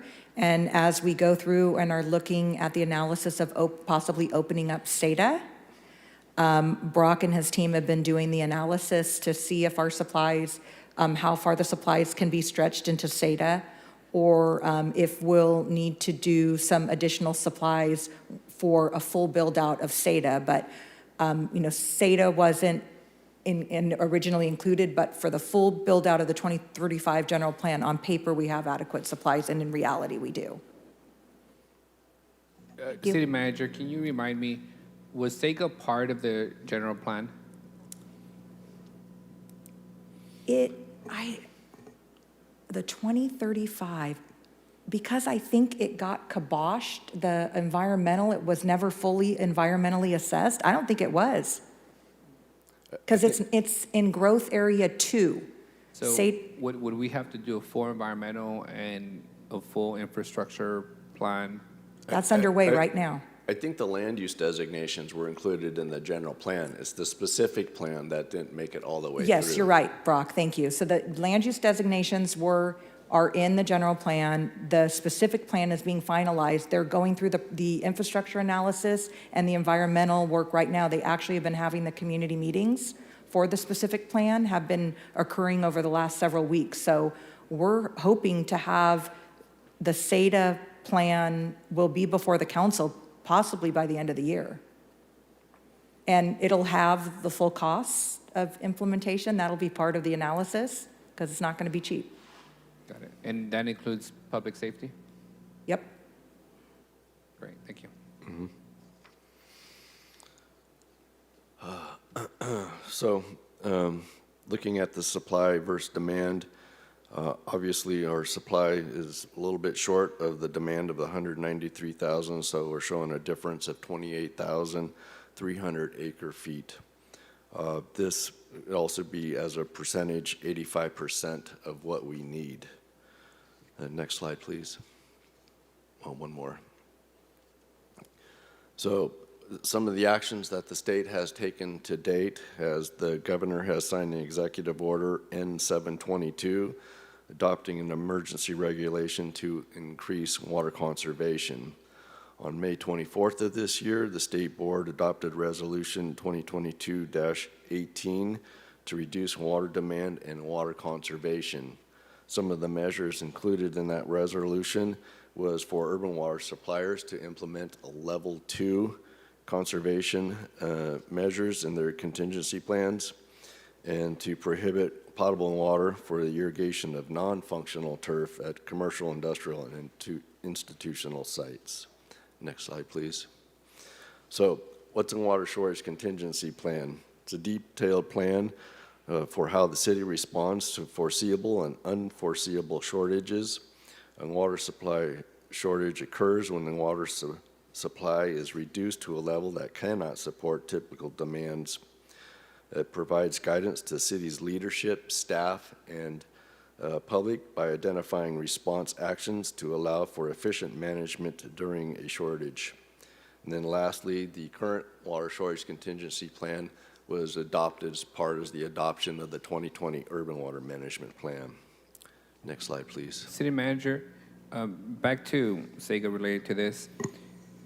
If our current status is that we don't have a sufficient water supply, would the specific plan have to identify the water supply needs in order for that growth to occur? Yep, that's part of the infrastructure analysis.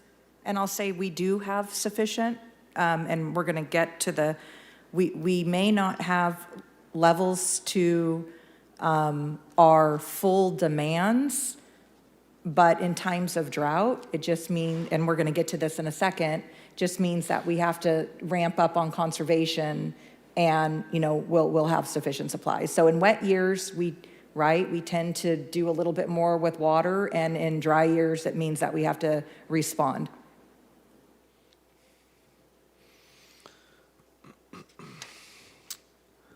Okay, so just real quickly going over the various stages. Stage 1 is implemented when there are supply reductions of 0 to 10%. Stage 2, when supply reductions are from 10 to 25%. Stage 3, when those supplies are reduced from 25 to 35%. Stage 4, when the supply reductions are from 35 to 50%. And lastly, Stage 5, when there are reductions greater than 50%. Next slide, please. So, recommendations. It's recommended that we implement Stage 2 of the Water Shortage Contingency Plan. This would allow still for the 3-day watering schedule to continue, but we would be looking to pursue conservation at the rate of 10 to 20% from what we're currently doing right now. We'd continue to have a conservation awareness program and offering rebates for the lawn to turf or lawn to garden conversions. We'd like to return to City Council to consider lifting the moratorium on fines for the automated enforcement of excessive water use. And then we'd like to continue providing annual assessments to Council looking at the water supply and utilization each year. I have a question on your lawn to garden rebate. So that program is great. I support it. One of the hurdles that I see for low-income families is that you have to do all the work and pay for it up front. Families that probably are the ones that should be helped a bit more to try to reduce their water usage don't really have the same ability to apply for those rebates or incentive because they don't have the cash up front or they don't qualify, say, for a credit card with Home Depot. Have we thought about partnerships with some of the local nonprofits to figure this piece out so our low-income families that could also benefit would actually be incentivized to access this rebate program? Actually, we've been working with Councilman Tyler's office, and he himself has been engaged in the process of looking at ways of helping to deal with the upfront cost of this. Councilman, did you want to talk about that? Yeah, we're working on a solution. It's been difficult. We were wanting to assist District 4 folks with all the upfront costs. There's significant hurdles when it comes to prevailing wage being triggered by city funds for the labor portion of it, which is probably the most expensive portion. The materials, I don't think there's anything preventing us from entering into agreements with landscapers and the sort to provide some sort of voucher program, but that's also presented some logistical issues as well. I can tell you, Director, as well as Wendy Cornelius have been really helpful, helping us figuring out a path forward. Last few weeks, I just haven't had the time to sit down. I know we were supposed to have a meeting tomorrow that I had to cancel, but it has been an ongoing conversation that we're trying to find a way to offload those upfront costs, because I agree that we increased the rebate last year to $1 per square foot up to 1,500 square feet and a $500 rebate upon proof of receipt for the irrigation system. It's great, but a lot of people in my district still having trouble with that upfront cost. So we have actively been working on ways to get there. It has been a challenge. Well, and some of the things that I think will help is creating a standard plan so that we can present to people, here's an idea of what you can do, here's how much material it need, and provide them a breakdown of costs so that they can look at that. And so if we had that kind of resource available that we could, present to people, then they can go through and evaluate what they would need, but also by providing a standard plan that might, we'd have to run it through Jennifer Clark's department so that, that we can ensure it has the water use efficiency component to it. But then, it can be help alleviate some of that upfront cost that the individuals might have to undertake. Otherwise, to kind of plan and work with the contractor to get all that information pulled together. Great. I'm glad that there's someone on this council, I guess, thinking about it. As you were mentioning, I'm like, it triggered, that issue. And so I'm hopeful that you guys will find something to hopefully address that issue. Thank you. Absolutely.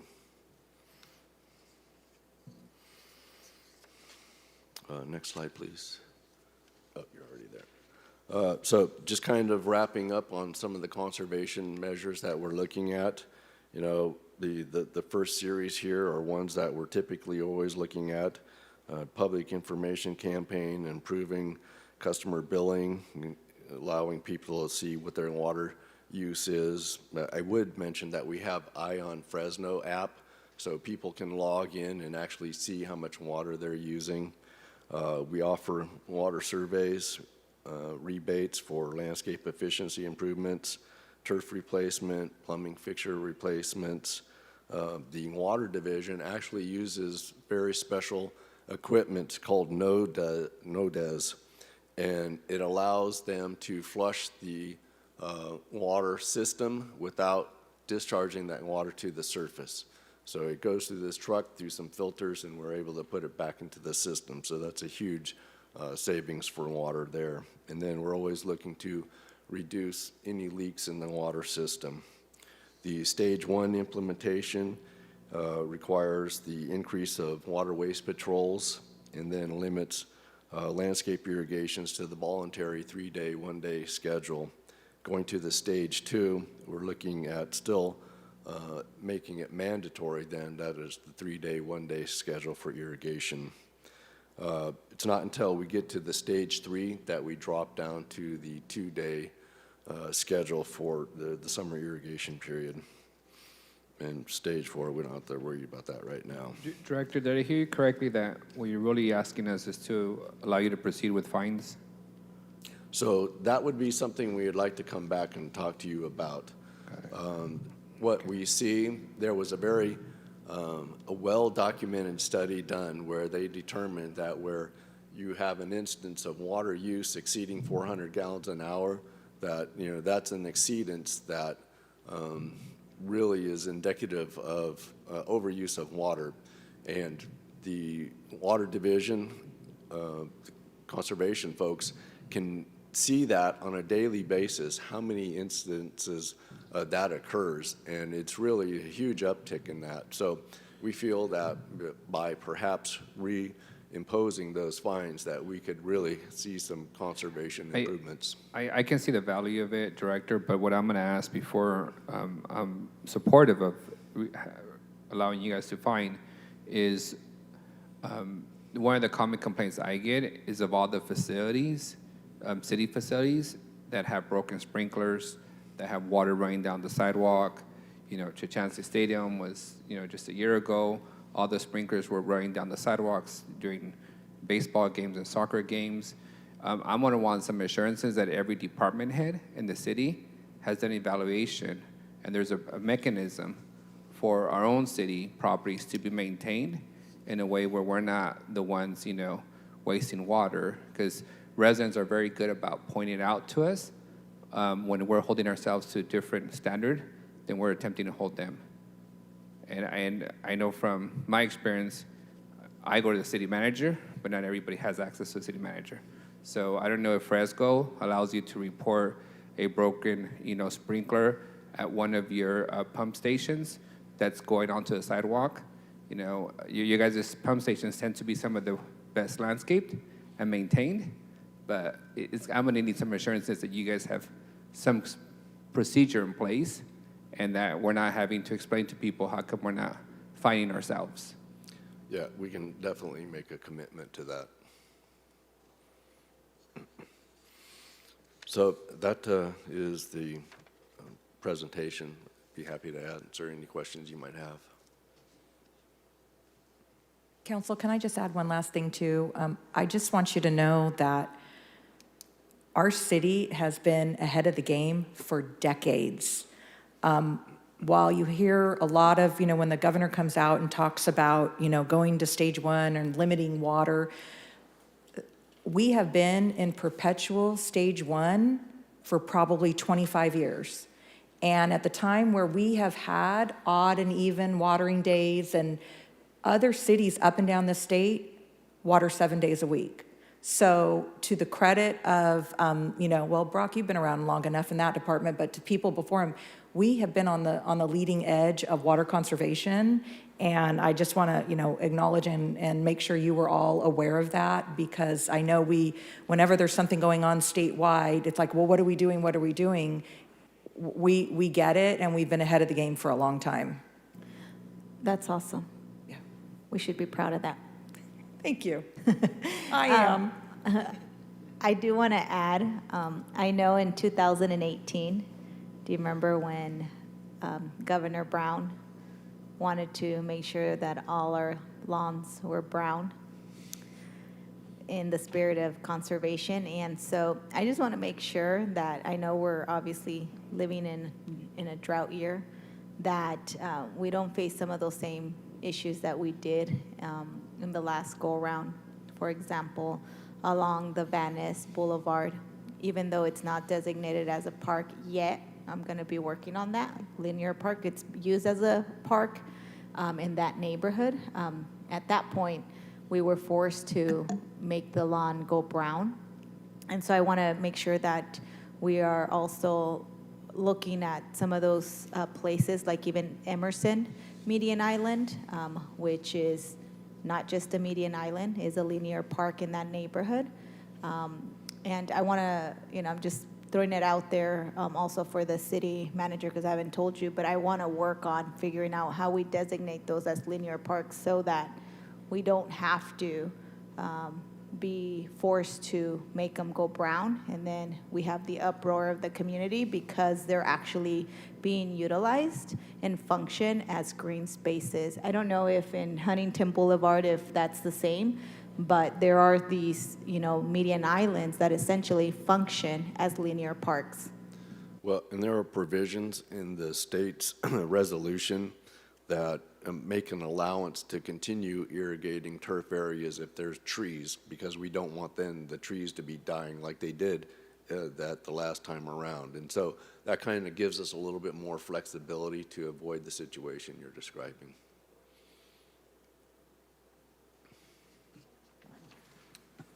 Okay, any further questions? Director, I just have one request for you to consider.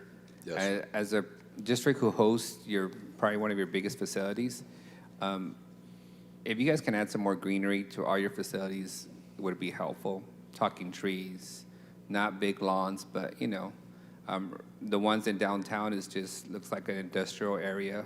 Even the South Regional, your pump stations are very well maintained across the city. They fit right into the neighborhoods, but I like to see more of that stuff. I know you guys have access to plenty of water and purple pipes, so if you can spruce up your facilities, that'd be great. Yeah, I'd like to get a list of those facilities you have in mind, just to make sure we get to the right areas. H Street, Okay, thank you. Okay. All right, let's knock out the last workshop. It's going to be item 3D, on the progress of code enforcement, including the asset quarterly report. And this is the city attorney's office. Well, that water talk sure has me feeling thirsty right now.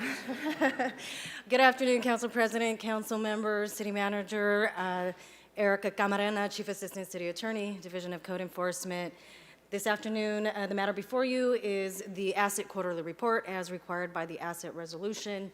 And as you know, in prior years, in the past couple of years, we've wanted to expand that to include a progress update on all of our units. And so today we have all of our code management team here with us, and we prepared a PowerPoint presentation similar to what we've done in the past. And so what we decided to do this time is we're going to have my assistant, Christina Roberson, come up and give you an overview on asset updates as well as rental housing and the legal unit. And then I'll come back and close with some highlights from our community compliance and special teams division. All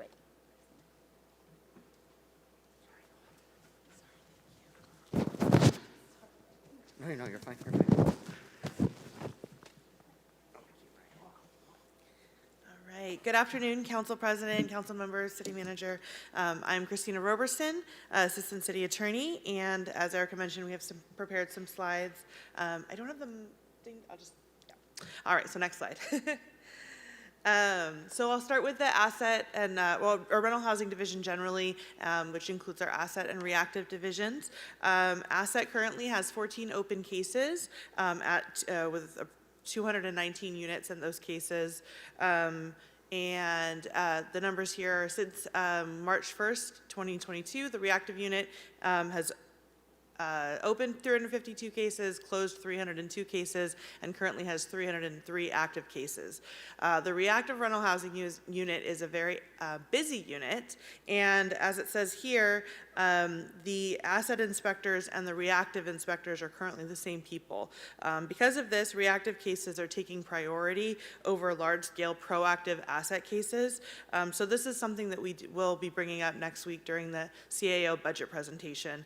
Just wanted to bring that to your attention, that reactive rental housing is very busy right now. City Attorney, are you making recommendations in your budget request? I believe that is our intention next week, yes. Okay, thank you. So moving on to the next slide. This is a property that many of you are familiar with. This is 3935 North Effie, and it's now in District 4. It was previously in District 7. It's referred to as Manchester Arms. We wanted to report that this case has been closed. As many may remember, it was inspected between March and April of 2021. A notice and order for 282 violations was issued in May of 2021, and there were many progress inspections, and since then all violations have been cleared and the case has been closed. We just provided a couple of the after photos. Next slide. The property on Lamona in District 7 is an 8-unit complex. Property was initially inspected in April 2021. The property owner signed a compliance agreement. Again, progress inspections have occurred and all violations have been cleared. The only pending items are a couple finalizations of permits that need final inspections, but other than that, it should be closing pretty soon. So here's some exterior photos, and then next slide. There's a couple just interior photos. They've made a lot of improvements out there. Next slide. Here we go. And next slide. All right. Our proactive rental housing team, of course, is very busy and making great progress. There are currently 86,186 individual rental units registered at more than 30,000 properties. Since the inception of the program, over 14,475 inspections have occurred, and obviously our in-person inspections are continuing, and we perform virtual inspections when necessary, due to either, usually due to conditions at the tenant. City Attorney, what do you think is the percentage of all the rental units that we've inspected? Are we at 50%, 80%? I know that at a previous report, probably about 6 months ago, we had inspected all registered units at the time. That was based upon the percentages. So depending on the size of the portfolio and the complex, it's maybe 10% that would be inspected, but we had gone through everything that was registered. Since then, there's been increased efforts to register properties that were negligent in registering up front, and so those are the ones that are being inspected now. So I don't have like a current number on that, but we can get you something. Thank you. All right, next slide. We have, obviously, our mobile home park team is also within rental housing. As you all know, there are 27 mobile home parks in the city with with 3,754 spaces. Our mobile home park team is comprised of 4 inspectors, and they respond to complaints and also do proactive inspections. Next slide. Currently, they have 20 open reactive cases and 55 closed cases. The Department of Housing and Community Development came to Fresno in March 22nd and March 23rd to evaluate the program. That included an evaluation of code enforcement as well as the permitting functions in the planning department and also the permit to operate annual permits in the finance department. We were told verbally that we passed, but we were waiting on a final report from HCD. There also have been 2 proactive full-scale maintenance inspections at 2 different parks. Modern Mobile Home Park in District 5 was inspected on April 13th, 2022, and that inspection resulted in 30 notices of violation with 141 violations in that park. The proactive maintenance inspection of Westfall Mobile Home Park in District 7 occurred on May 25th, and those numbers are being compiled. I don't have final numbers on that one. And they're in the process of looking to schedule their next proactive inspection. Do you have a schedule yet for when all the mobile home parks will be inspected? So to date, all mobile home parks have had walkthroughs, drive-bys. Our team has eyes on all of them. The proactive maintenance inspections is a full process that includes multiple meetings. I don't have a schedule of every single one of those. We're required to do 5% per year, which is 2. We're obviously intending to do more than that, but I don't have a full inspection schedule. So for the record, I liked all my mobile homes parks inspected this year. Okay. So if that requires budget allocation, let us know next week. But I think I have 3 or 4 of them. Okay. But the residents have been requesting, full inspections. There are concerns, of course, that some of them will result in, higher rents, but some of those conditions are pretty significant. Okay. So I'm volunteering myself to have all mine inspected. All right, thank you. We'll look at that schedule. All right. Next slide. Here's just some photos from Modern Mobile Home Park, and then the next one is, next slide, is Westfall, obviously before photos. Next slide. Just briefly, I'm also going to talk about our legal team. They continue to be very busy with receiverships, warrants, research, all the other good stuff that they do. They've also been continuing work on our liquor store inspections. Mostly that is our legal investigator. As of May 17th, 329 businesses had been inspected, 55 notices of violation had been sent, and 65 re-inspections have occurred. To date, actually, our inspector has inspected all businesses with a type 20 or 21 ABC license except for large retail stores like Target or Walmart or large grocery stores. And so we'll be putting together some more information on that. Can I just say thank you for your inspector and you guys? I've not received one complaint from a convenience store or liquor store. Like, you guys gave them plenty of notice. Your folks have been very respectful. You've pointed out their CUP conditions that they agreed to when they purchased a business or operating a business. So it's been a really good implementation. So keep up the good work. Thank you very much. And that is all I had. I was going to turn it back over to Erica for the rest of the presentation. Thank you.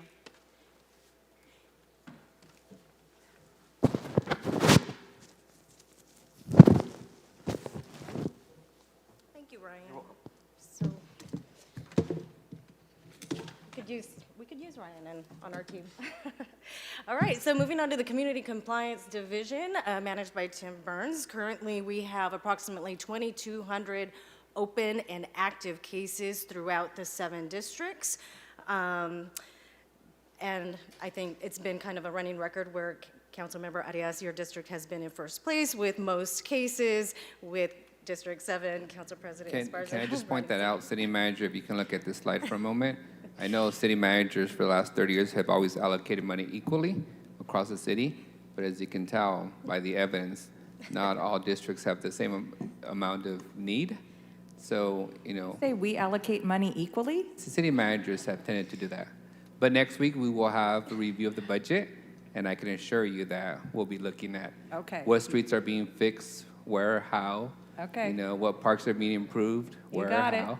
Doesn't But, look like the yes. money's being distributed equally to me. Not at all. Trust me. Equitably. We were looking for equity, not equalness, but anyway.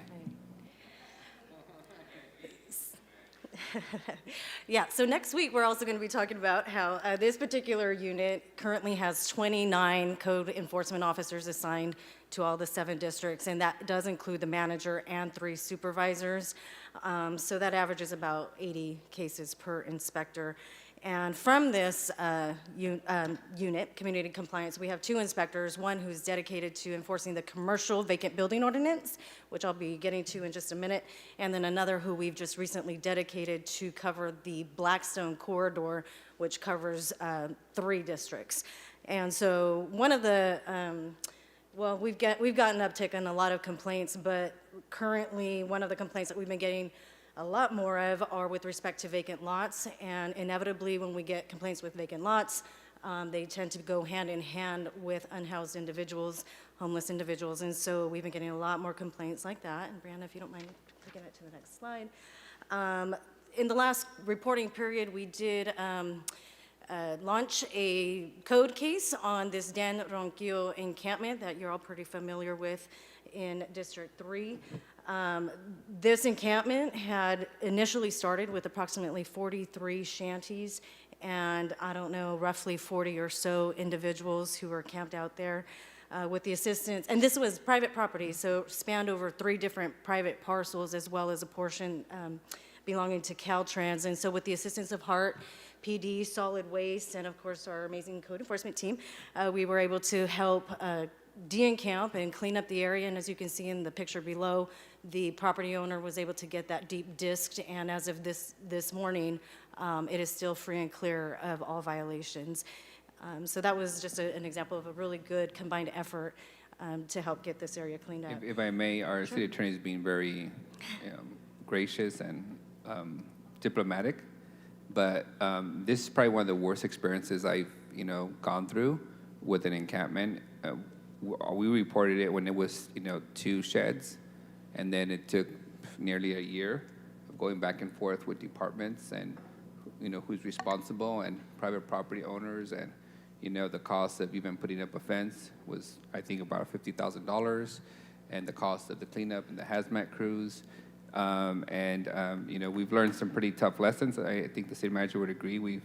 It forced us to figure out the role of code enforcement and the HART team, and then, you know, how we determine who gets housed and for how long do we hold open beds, because the longer we hold open beds, the bigger the encampments become.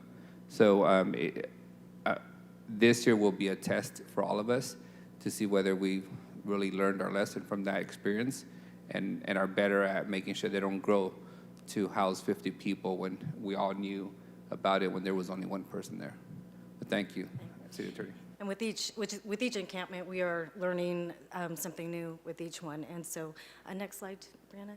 With respect to this next encampment on B Street, which we just de-encamped last month, this actually spanned over 3 private properties, 1229 B Street, as well as a property to the north and 1 property to the south. This was a vacant property that was fully enclosed by a fence. And so to err on the side of caution, our legal team got involved and applied for an abatement warrant, an abatement warrant. And so with that warrant, we were able to go in and our in-house abatement team was able to go in and clear out the encampment. And that one, I think, involved about 6 shanties and 10 individuals. All right, thank you, Brianna. If you can. All right, and then within this unit, we also have our commercial vacant building team, and this was a team that we recently, well, back in July, we amended the vacant building ordinance to require commercial vacant building owners to, we added additional requirements for them. And so our team has been very successful. They currently have 38 active cases, and I say they, but it's really been like 1 person assigned to handle all of the commercial vacant buildings. And they've done a great job with gaining compliance. They've received compliance in at least 5 cases and have been able to close those. With respect to others, our primary goal is to educate the owners. A lot of them are realizing that it's a huge financial I don't want to say burden, but it is a financial consideration that they need to make to implement the new requirements that we've put into place. And so our inspectors have been doing a great job working with those owners and getting them to that point where they can bring their vacant buildings into compliance. All right, next slide, please. Next, we're going to move on to our special teams, and this is managed by Aaron Martin, and one of those teams is our school area team, and as you know, they're proactive in the various school areas throughout the city. They have, within this last quarter, completed code enforcement and outreach in 8 school neighborhoods, and they are underway in 4 additional school neighborhoods. So total, let's see, Brandon, and you can see the schools there. I don't know if you want me to read them all out, but if you look at the list, they're currently in every single district. Brianna, if you don't mind changing. And this map, I like it because it kind of really gives you an illustration of all the school areas that they've been able to get into since the inception of the program back in February 2020, with a total of 33 school areas. Next slide. And so at the conclusion of every project within each school neighborhood, the manager, Aaron Martin, will send out an email to all of you with a PowerPoint kind of summarizing all of the good work that they've done in each of the respective neighborhoods, I should say. And if you can move it to the next slide, thank you. This is just an example of some of the good work that they've been doing. This is a neighborhood in District 5, the Ainsworth neighborhood, where they work with the property owners to get them to fix their dilapidated fence. Next slide. And in District 4, they work with this property owner to get them to abate their dry weeds and grass in the Scandinavian school neighborhood. Next slide, Brianna. Those are just a couple of examples. Also, with respect to our abatement team, I have to give them a public shout out because they have just been amazing. As similar to our friends in solid waste, these guys have to deal with the most horrendous types of situations, and we just couldn't function without them.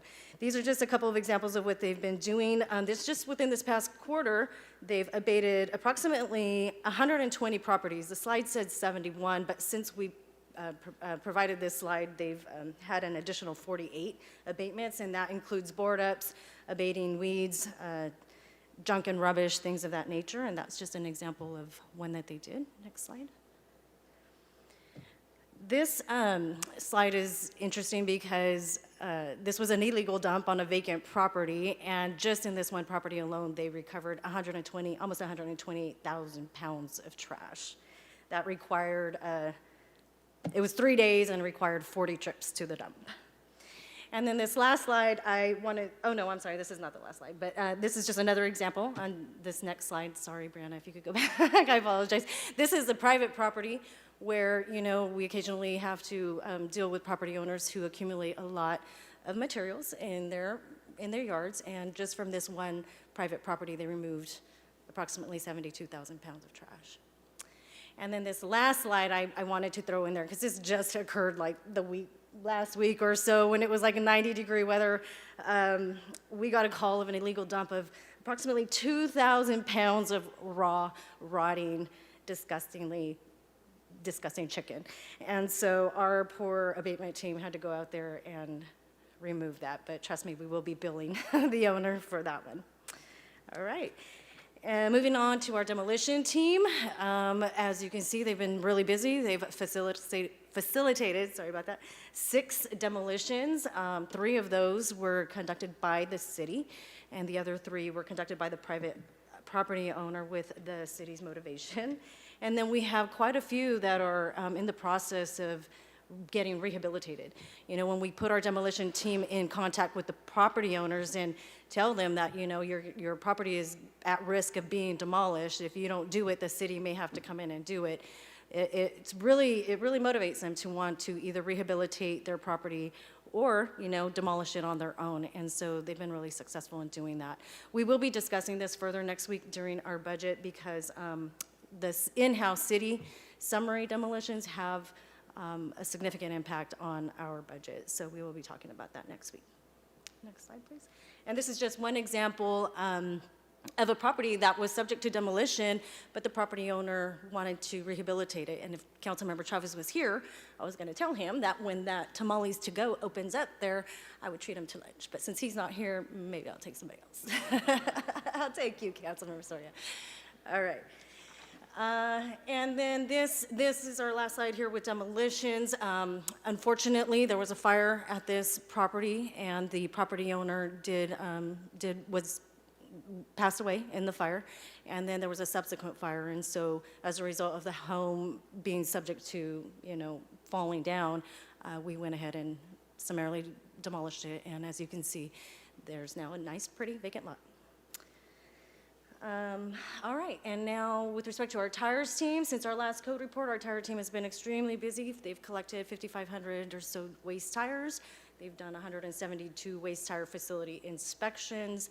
They've conducted their tire amnesty event, where they collected an additional 740 tires, and they are in the process of working towards planning their next tire amnesty event in October. We kind of wanted to do an abbreviated version of our report, but we can go on and talk about all the wonderful things that code enforcement's done. But one of the things that's to note that we don't have a slide for is that our illegal dumping team has also been very successful. And I wanted to bring to your attention that we have just recently issued a purchase order to experiment with a solar camera. Because as you know, there's a lot of areas within your respective districts where there is illegal dumping, and unfortunately there's no power source for us to be able to put a camera there. So we're going to experiment with one. It took a lot of research, and really national research, because not everybody manufactures the type of camera that we need for the quality that we need to capture those those license plates. So when we get that, we'll decide where we're going to put it. Hughes and Kearney. Well, we have to make it covert and not tell everybody where we put it. Nobody listens to us here. Just put it there and you'll catch people. All right. But anyways, that's pretty much all we have for today. Unless you have any specific questions for myself or any of our managers, we're more than happy to address them. Thank you, Erica. We appreciate that. Any of my colleagues have other questions or comments? I'm looking forward to next week, and I'm hoping that you guys are requesting sufficient resources, because as much as we're doing in Beautify Fresno, that just picks up the garbage for the day, it's code enforcement who has to maintain those places clean. So I will be looking for an aggressive, improvement and expansion of code and the team. All right, thank you. Councilmember, I do believe that the mayor's budget included everything that the city attorney's office requested. I don't know if they have other requests that they didn't submit to us, but I just did want to communicate that to you. Thank you for that. We'll add some more. All right, thank you all. All right, fantastic. Thank you. So that concludes our open session meeting. We're now going to move over to closed session meeting.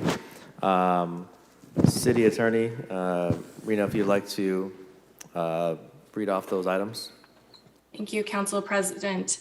In closed session today, we have conference with real property negotiator for the UMC campus, conference with real property negotiator for APN 508-030-48ST, property located at the southwest corner of West Herndon and North Brawley.